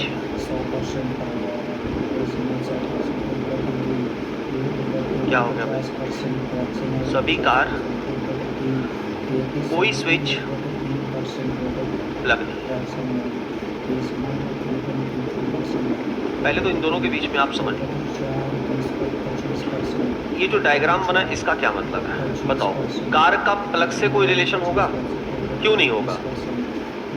क्योंकि कार का पूरा सर्कल किसके अंतर्गत है? तो भाई अगर स्विच का रिलेशन प्लग से नहीं है तो कार का भी प्लग से कोई रिलेशन। अगर कोई ये बोल दे कि कोई कार नहीं है, आप इसे सही कहोगे या गलत? कोई कार प्लग नहीं है इसलिए सही होगा क्योंकि कार का पूरा हिस्सा किसके अंतर्गत है? स्विच का प्लग से। जब स्विच का प्लग से कोई रिलेशन नहीं है तो क्या कार से रिलेशन होगा? क्या? काट दीजिए। दूसरा, अगर पूछता है कि कुछ कार प्लग नहीं है, बताओ सही होगा गलत? 100% सही है सर। कोई निकल रहा है तो कुछ नहीं तो निकलेगा ही निकलेगा। तीसरा, अगर बोलता है कि कोई प्लग कार नहीं है, काहे गलत होगा ब्रो? सही तो है। कार का प्लग से रिलेशन है तो प्लग का कार से कहां से रिलेशन हो जाएगा? अगर बोलता है कि कुछ प्लग कार नहीं है, बताओ सही या गलत? सही। अब आइए जरा इसमें देखिए किसके बीच में पूछ रहा है? कार और कार ये है। अच्छा, चार्जर भी है। सभी प्लग क्या है? चार्जर। सारे के सारे प्लग जो हैं वो किसके अंतर्गत आ रहे हैं? चार्जर के। सारे के सारे प्लग जो हैं वो किसके अंतर्गत आ रहे हैं? चार्जर। देखो एक बात ध्यान रखना, स्विच का प्लग से कोई रिलेशन नहीं है। स्विच का प्लग से कोई रिलेशन नहीं है। स्विच का चार्जर से रिलेशनशिप कुछ नहीं होगा। जैसे पॉसिबिलिटी माय डियर, इन दोनों के बीच में डायग्राम कहाँ कुछ बना हुआ है? कोई कार चार्जर नहीं है, कोई कार चार्जर नहीं है। इन दोनों के बीच में हमें तो कोई डायग्राम नहीं दिखाई दे रहा है, तो आप इसको निष्कर्ष में तो नहीं कह सकते हो। 100% गलत। कुछ चार्जर निश्चित ही स्विच नहीं है, कुछ चार्जर जो है वो निश्चित ही स्विच नहीं है। अब ये वाला बड़ा प्यारा कंक्लूजन दिया गया है, इसको बहुत सोच समझ के बोलना सही या गलत है। कुछ चार्जर निश्चित रूप से स्विच नहीं हो सकते हैं। बताओ कंक्लूजन 100% सही है सर। क्यों सही हुआ है? देखो भैया, प्लग का पूरा सर्कल किसके अंतर्गत है? अब इस प्लग का रिलेशन हम कार से तो कभी नहीं करा सकते हैं, इस प्लग का रिलेशन हम स्विच से तो कभी नहीं करा सकते हैं। इसका मतलब जो हिस्सा प्लग ने चार्जर के अंदर ले लिया है उस पर्टिकुलर हिस्से का स्विच से कोई भी संबंध कभी नहीं हो सकता है। इसलिए हम कह सकते हैं कि कुछ चार्जर जो है वो निश्चित ही स्विच, जो चार्जर का हिस्सा प्लग ने ले लिया है, जो चार्जर का हिस्सा प्लग ने ले लिया है उसका संबंध अगर स्विच से नहीं है तो उस चार्जर के कुछ हिस्से का भी संबंध स्विच से कभी भी नहीं हो सकता है। निश्चित रूप से क्या होगा, सही होगा। Got it? अरे हाँ या ना?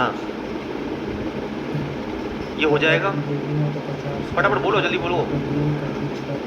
27 मतलब तुम लोगों ने बनाया नहीं गुरु, बनाया है ना? फ्राइडे सैटरडे संडे 3 दिन तुम लोगों ने एक भी क्वेश्चन नहीं बनाया, नहीं बनाया ना? दोनों के दोनों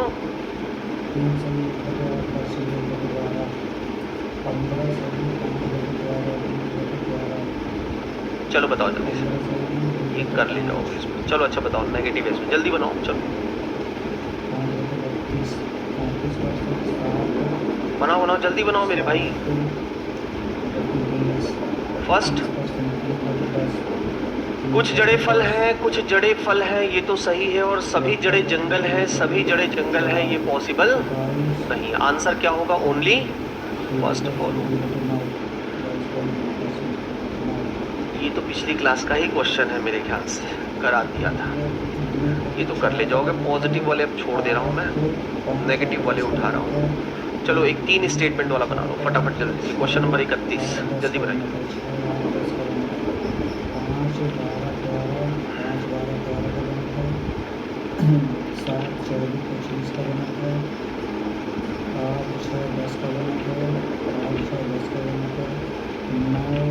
सेकंड वाला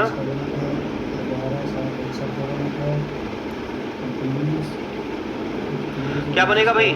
कुछ गाजर बैगन है, कुछ गाजर जो है वो क्या है? बैंगन है। उसके बाद क्या बोल रहा? कुछ बैगन सेब है। धीरे धीरे बोले नहीं तो बगल वाला समझेगा कि सब्जी उब्जी बिक रहा है क्या। सभी सेब जो है वो केले हैं, सारे के सारे सेब जो है वो किस में आएंगे? तो क्या कुछ सेब गाजर है, कुछ सेब जो है वो गाजर है। अब बताओ, कुछ सेब के गाजर होने की संभावना है?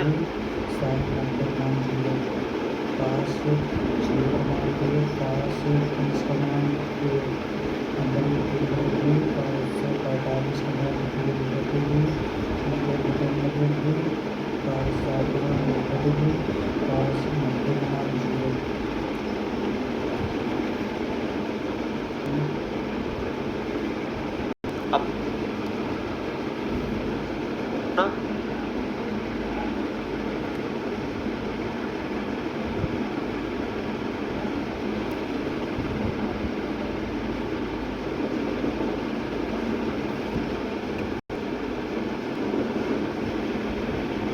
केले के बैगन होने की संभावना,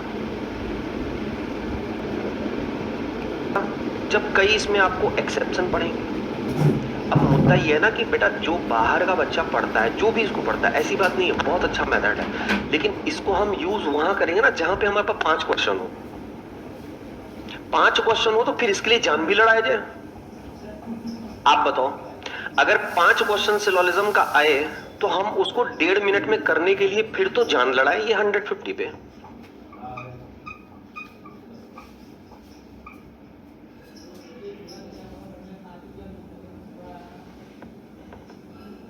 फिर तो इसको हम पूरा पढ़ा के समझा के तभी मानेंगे। लेकिन आना कितना क्वेश्चन है आपका? उड़ गया तो 2 क्वेश्चन के लिए हम इसमें पहले पूरा पॉजिटिव समझे, फिर नेगेटिव समझे, फिर मोर देन 2 स्टेटमेंट समझे, मोर देन 4 स्टेटमेंट समझे, फिर वर्टिकल का केस समझे, फिर डायगोनल का केस समझे, पॉसिबिलिटी का केस समझे। तो सरकार, मुझे लगता है ना, देखो ये स्टूडेंट है, स्टूडेंट की भावना मैं आपको बता देता हूं। मुझे तीनों मेथड आता है। 150 कह लो, I am very comfortable with the 150, बहुत कंफर्टेबल हूं। ठीक है, आप मुझसे कोई क्वेश्चन पूछेंगे मैं देख के बताऊंगा, डायग्राम नहीं खींचूंगा, क्योंकि हम कंफर्टेबल हैं। और हम कंफर्टेबल है तो हम जानते हैं कि उसमें कंफर्ट लेने के लिए कितना प्रयास करना पड़ेगा। डॉक्टर के पास अगर आप जाओगे, आपको मान लो कैंसर है, ठीक है, लकड़ी के ऊपर हाथ रखा, डोंट वरी। अब एक नॉर्मल से होम्योपैथिक डॉक्टर पास तुम चले जाओ, वो तुम्हें दवा तो जरूर देगा, लेकिन दवा देने के साथ साथ आपको एक स्टेटमेंट और बोलेगा, किसी अच्छे डॉक्टर के पास जाइए, मतलब किसी बड़े हॉस्पिटल में जाइए। आप जिद पर बैठे हो, नहीं हम तो आप ही से इलाज कराएंगे, फिर दूसरी बार पहुंचे, दवा तो जरूर देगा, डांट के नहीं भगाएगा। क्यों? क्योंकि वो जानता है ये तो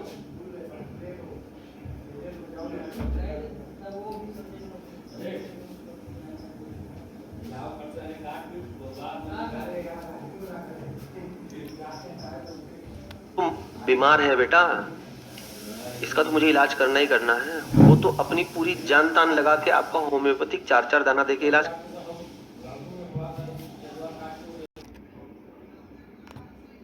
पॉसिबिलिटी में आपको 150 के अलग केस बनाने पड़ते हैं। 8 केस टोटल, 8 केस उसके आप पढ़ते हैं। ध्यान से समझो मेरे भाई, हम बात किसकी कर रहे हैं? हम बात कर रहे हैं एग्जाम को क्लियर करने की। हम बात ये नहीं कर रहे हैं जस्ट हम बात ये नहीं कर रहे हैं कि आपको रिसर्च करना।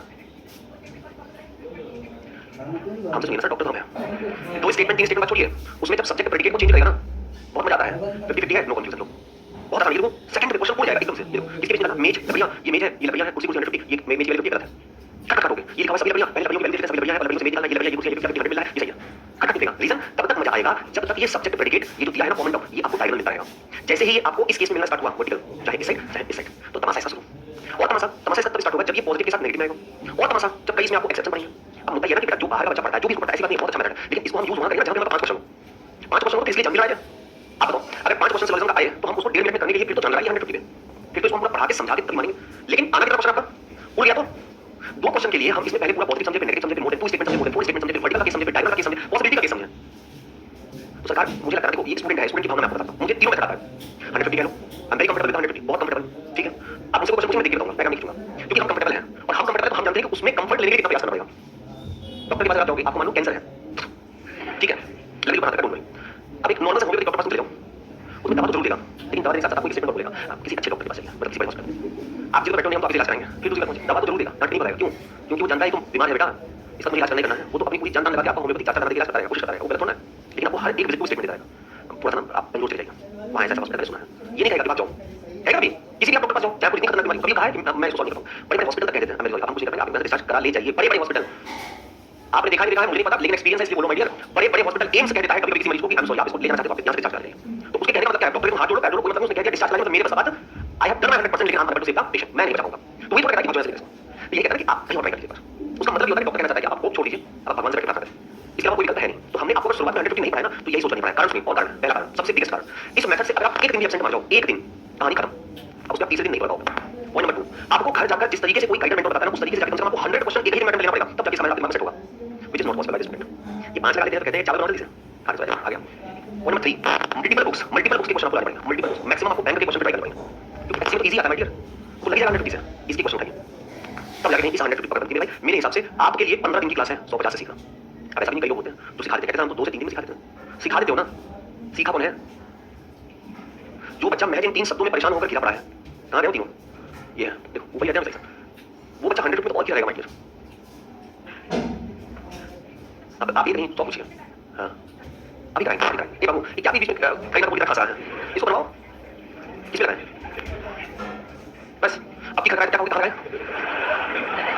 पीछे तो किसी लगाते हैं तो सेफ रहता है,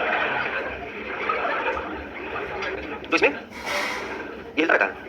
तो अच्छा चलो ये कर लेते हैं, ठीक है। और फिर इस पे हम बात करते हैं। हाँ बोलो क्या बोलते हैं, उसका भी डायग्राम बताएंगे, उसमें भी हम सुन लिए, हम बोल दे रहे हैं। ये देखो 100 लोग चाय पीते हैं, 50 लोग कॉफी पीते हैं, 20 लोग दोनों पीते हैं। हाँ ठीक है, बिल्कुल सही है, तो हमने मना कर दिया। ठीक है, दोनों पसंद हो। इस क्लास में कुछ विद्यार्थी को बॉलीवुड की मूवी पसंद है, कुछ को बॉलीवुड की पसंद है, कुछ को टॉलीवुड की पसंद है, मेरा हुआ रिक्शा वाला, ठीक, क्वेश्चन बोल रहा हूँ। कुछ ऐसे विद्यार्थी होंगे जिनको तीनों पसंद होगा, कुछ ऐसे विद्यार्थी होंगे जिनको दोनों पसंद होगा, बॉलीवुड बॉलीवुड, कुछ ऐसे विद्यार्थी होंगे जिनको हॉलीवुड और टॉलीवुड पसंद होगा, कुछ ऐसे विद्यार्थी होंगे जिनको कोई भी मूवी देखना पसंद नहीं होगा। सब निकालना है ना, आप एक क्वेश्चन पे फोकस करिए, हम तो सब निकालना सिखाएंगे आपको। चाय कॉफी बिस्किट ये सब खाने वाले, कितने लोग केवल चाय पीते हैं, केवल कॉफी पिएंगे, केवल बिस्किट खाएंगे, कितने लोग सब खाएंगे, कितने लोग 2 खाते हैं, कितने लोग कुछ भी नहीं खाते हैं, सब बताइए। मेरे को अभी मैं खत्म हो गया सिलेबस, वो सिलेबस नहीं है, वो है वेन डायग्राम का स्टेटमेंट, ठीक है, उसको हमें सेटिस्फाई करना है।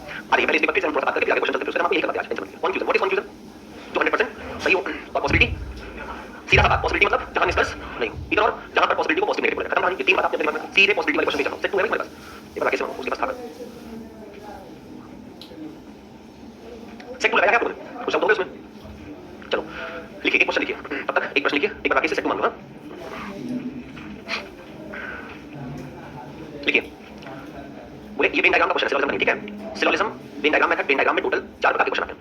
अभी आप क्या करो, वेन डायग्राम को बना रहे हो और कंक्लूड कर रहे हो, फिर आप क्या करोगे, आपको स्टेटमेंट दिया जाएगा, उसका एक वेन डायग्राम बनाओगे, फिर क्या करोगे, 3 शब्द दिए जाएंगे, उनका वेन डायग्राम चेक करोगे, फिर क्या करेगा, वेन डायग्राम बनाकर देगा, उसमें से फिल्टर करोगे। आदि मेथड्स, ये सारे के सारे वैरायटी है। और आपके एग्जाम में इस पूरे वैरायटी से कितने क्वेश्चन आते हैं, एक क्वेश्चन इससे मान लीजिए जो चैप्टर आप पढ़ रहे हो, एक क्वेश्चन इससे आएगा, एक क्वेश्चन फिक्स है वर्ड से पूछना, शब्दों से पूछेगा ही पूछेगा। आपको बोलेगा बताओ भाई चाय कॉफी और बिस्किट इनकी वेन डायग्राम कैसे बनाएंगे, बुक पेंसिल और बैग का वेन डायग्राम कैसे बनाएंगे, टीचर स्कूल और यूनिवर्सिटी का वेन डायग्राम कैसे बनाएंगे, सिंगर डांसर और पोएट का वेन डायग्राम कैसे बनाएंगे। तो वहां पर वेन डायग्राम देखना है कैसे बनाएंगे। और तीसरा आपको एक ऐसा वेन डायग्राम बनाकर दे देगा जिस वेन डायग्राम में कुछ नंबर्स रहेंगे, उस नंबर से सेलेक्ट करना रहेगा, उसके अकॉर्डिंग जो वो कहेगा कि भाई मान लो त्रिभुज जो है वो फीमेल को दिखाता है, स्क्वायर जो है मेल को दिखाता है, सर्कल जो है वो एजुकेटेड पर्सन को दिखाता है, तो बताइए कितनी महिलाएं एजुकेटेड है। तो जो महिलाएं एजुकेटेड के साथ मिल रहा होगा उसी को हमें आंसर देना, ठीक है। जो भी हो, ये पार्ट ऑफ द क्वेश्चन है इस तरह के। चलो वेन डायग्राम हेडिंग डालो और लिखो पहला क्वेश्चन, मंगा लेना, ठीक है। नया चैप्टर की बात करते हैं, नया चैप्टर नहीं है, वेन डायग्राम का पार्ट है।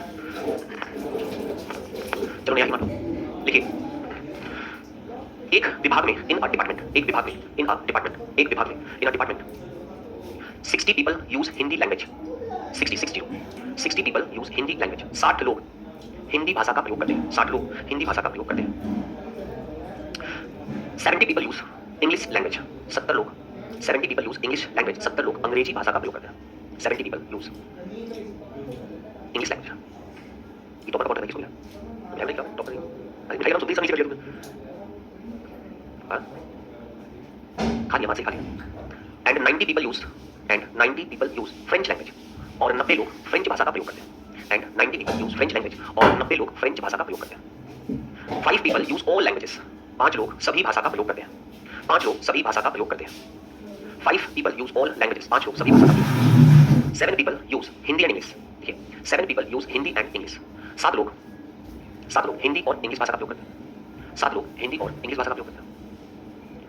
8 people use English and French language, 8 people use English and French language, 8 लोग अंग्रेजी और फ्रेंच भाषा का प्रयोग करते हैं, 8 लोग अंग्रेजी और फ्रेंच भाषा का प्रयोग करते हैं।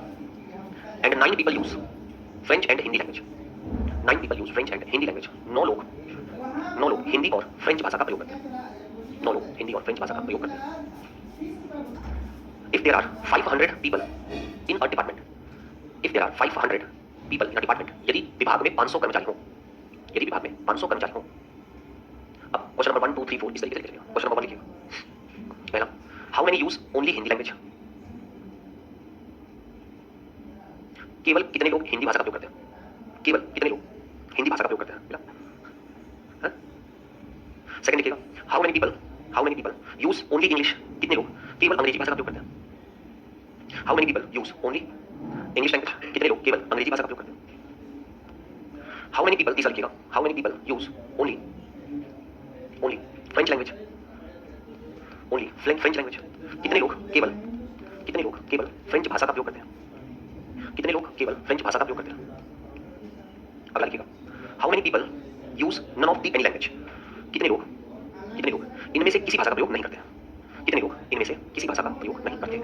देखो एक ही क्वेश्चन में हम आपको सब दोष देने की कोशिश की है, एक क्वेश्चन समझ लोगे इसका बस इनफ है, एक ही क्वेश्चन। अब इसका हमें क्या करना है, इस स्टेटमेंट का वेन डायग्राम खींचना, कितने लोग किसी भाषा का प्रयोग नहीं करते हैं। देखिए आप लोग अब यहाँ पर कॉन्सेंट्रेशन बहुत आसान है।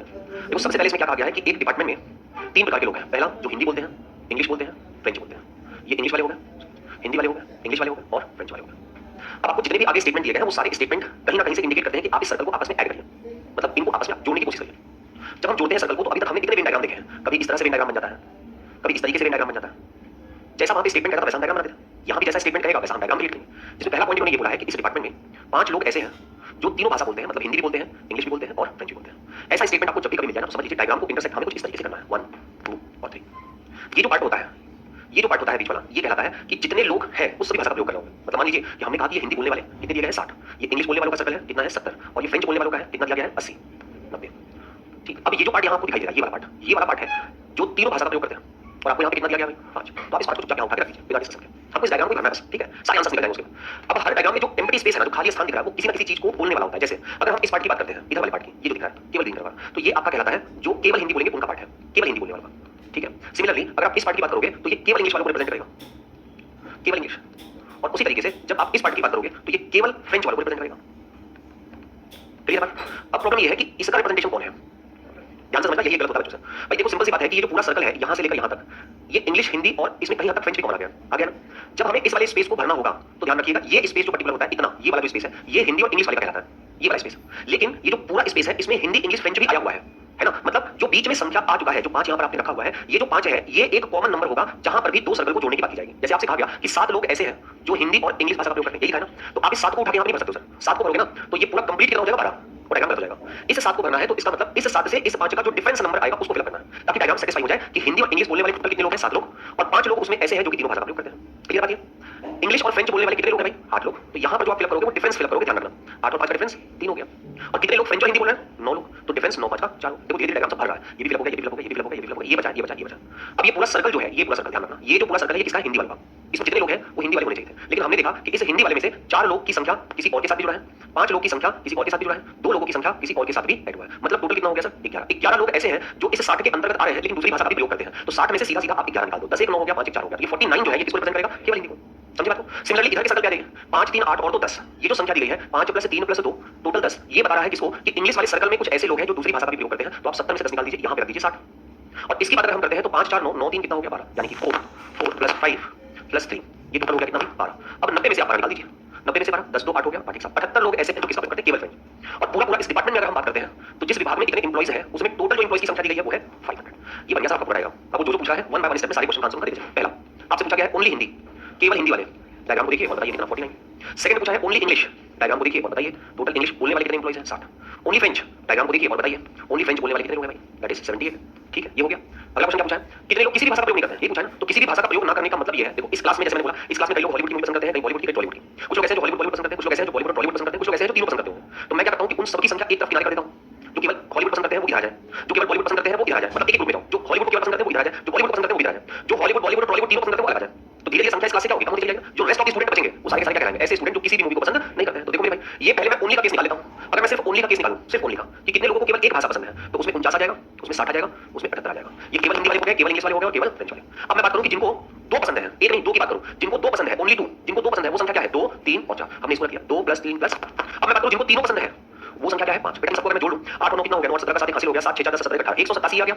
4 3 7 2 9 ये हो गया और 5 ये हो गया। 187 + 9 + 5 जोड़ दो मेरे भाई 200। टोटल 201 लोग ऐसे हैं जिनको कुछ ना कुछ पसंद है। और विभाग में टोटल कर्मचारी कितने हैं? 500 में से अगर मैं 201 को निकाल देता हूं तो जो संख्या यहां पर बचेगा वो किसका रिप्रेजेंटेशन होगा? ऐसे लोग जो कुछ भी पसंद। अब जाओ सर फ्री हो आप, कोई भी क्वेश्चन उठाओ, इनसे बाहर तो पूछता ही नहीं, खत्म। यही करना पड़ेगा। कॉपी करिए फटाफट जल्दी से।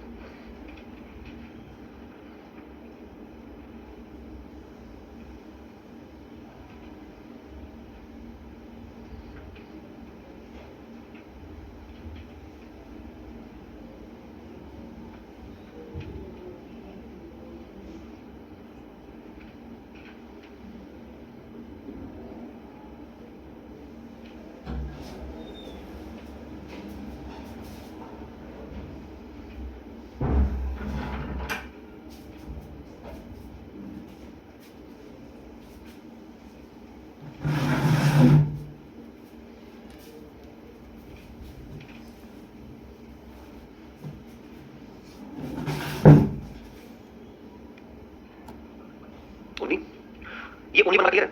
अब ये ओनली 2 वाले कौन-कौन हैं? जिनको 2 भाषा पसंद है वो इस डायग्राम में कहां है? वो इस डायग्राम में किसी को रिप्रेजेंट करेंगे। ये जो एरिया होता है ये एरिया किसका है? ये एरिया होता है जिनको 2 भाषा पसंद है। तो ये 2 हो गया, 3 हो गया, 4 हो गया। ये कितने लोग पसंद करते हैं? 2 लोग। 2 लोग पसंद करने मतलब 2 भाषा को बोलते हैं। 3 लोग पसंद करने वाले कितने हैं? ये एरिया है। केवल एक पसंद करने वाले ये एरिया। ये पूरा डायग्राम पढ़ना सीखो, इसको छोड़ो, इसको पढ़ना सीखो। ये केवल का रिप्रेजेंटेशन है, ये तीनों का रिप्रेजेंटेशन है, ये 2 का रिप्रेजेंटेशन है। जब हमसे पूछेगा कितने लोगों को कुछ भी नहीं पसंद तो हम क्या करेंगे? जिनको 1 पसंद है, जिनको 2 पसंद है, जिनको 3 पसंद है, उन सबको जोड़ के एक मुश्त हम निकाल देंगे जिसमें से जितने लोग हमें दिए गए हैं। तो मेरे पास फिल्टर होकर क्या चला आएगा? जितने लोगों को कुछ भी पसंद नहीं है। इसको भरेंगे कैसे? अभी मैंने आपको सिखाया 5 को डायरेक्टली रखा। 7 लोग हिंदी और इंग्लिश को पसंद करते हैं, ये 7 को डायरेक्ट नहीं भरेंगे। अगर भरेंगे तो डायग्राम सेटिस्फाई नहीं होगा, ठीक है? क्योंकि ये कॉमन एरिया इन दोनों में, ये हिंदी इंग्लिश का एरिया है, तो ये 7 से ज्यादा एक्सीड नहीं करना चाहिए। 7 का डिफरेंस, 7 और 5 का जो डिफरेंस है उसको हम यहां रखेंगे ताकि 5 और 2 हमारे साथ सेटिस्फाई हो जाए, ठीक है? बाकी और कुछ नहीं।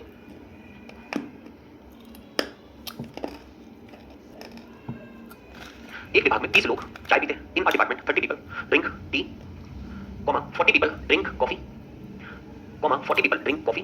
40 लोग कॉफी पीते हैं।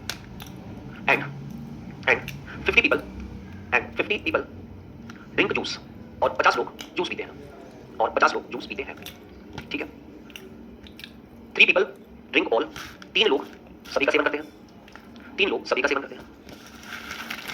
5 people drink T and coffee, 5 लोग चाय और कॉफी का सेवन करते हैं। 8 people drink coffee and juice. 8 people drink coffee and juice. And 7 people drink juice and tea. और 7 लोग जूस और चाय का सेवन करते हैं. जूस और चाय का सेवन करते हैं.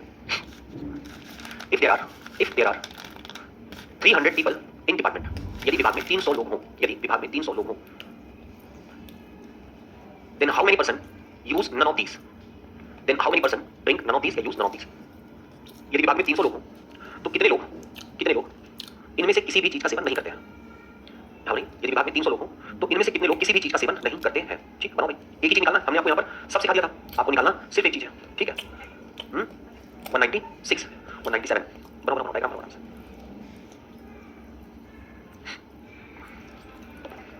190.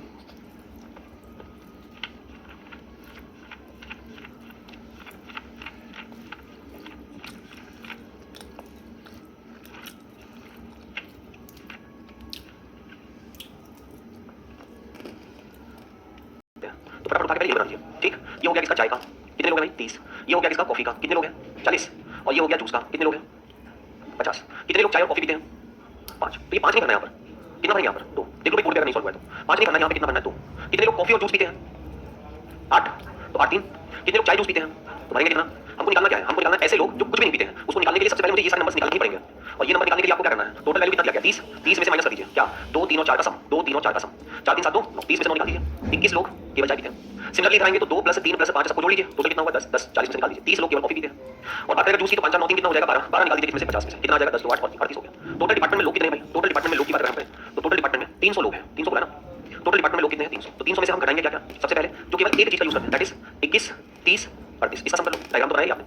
जो 2 लोगों का सेवन करते हैं, 2 लोगों का सेवन में 2 आ गया 189. अरे जोड़ आप रहे हो तो सुन के बस लिख रहा है. 2 5 और 4 रख लीजिए. 2 5 और 4 रख लीजिए. टोटल 11. और तीनों का 3 हो गया भाई. सबका सम कर लो. 189 + 11 + 3. 11 और 3 14 14 और 89 कितना हो जाएगा? 100. उठा के घटा दीजिए. किसमें से? Will ड्यूरेंस sir. क्लियर बात. अब इस एग्जाम में किससे देखो क्या पूछेगा? सोचिए. या तो आपसे ओनली पूछ सकता है, या तो आपसे ओनली कॉपी पूछेगा, तो ओनली पूछेगा. ठीक है. चलो एक और लिखो. अब ये सबसे टॉप है. इसके नीचे क्या पूछ सकता है एग्जाम? उसे लिख लीजिए. देखिए, in a school 50 people teach physics subject. एक स्कूल में 50 शिक्षक भौतिकी पढ़ाते हैं. In a school 50 teacher teach physics. 50 teacher teach physics and 30 teacher teach English. और 30 शिक्षक इंग्लिश पढ़ाते हैं. 20 teacher teach both the languages. 20 शिक्षक दोनों ही विषय को पढ़ाते हैं.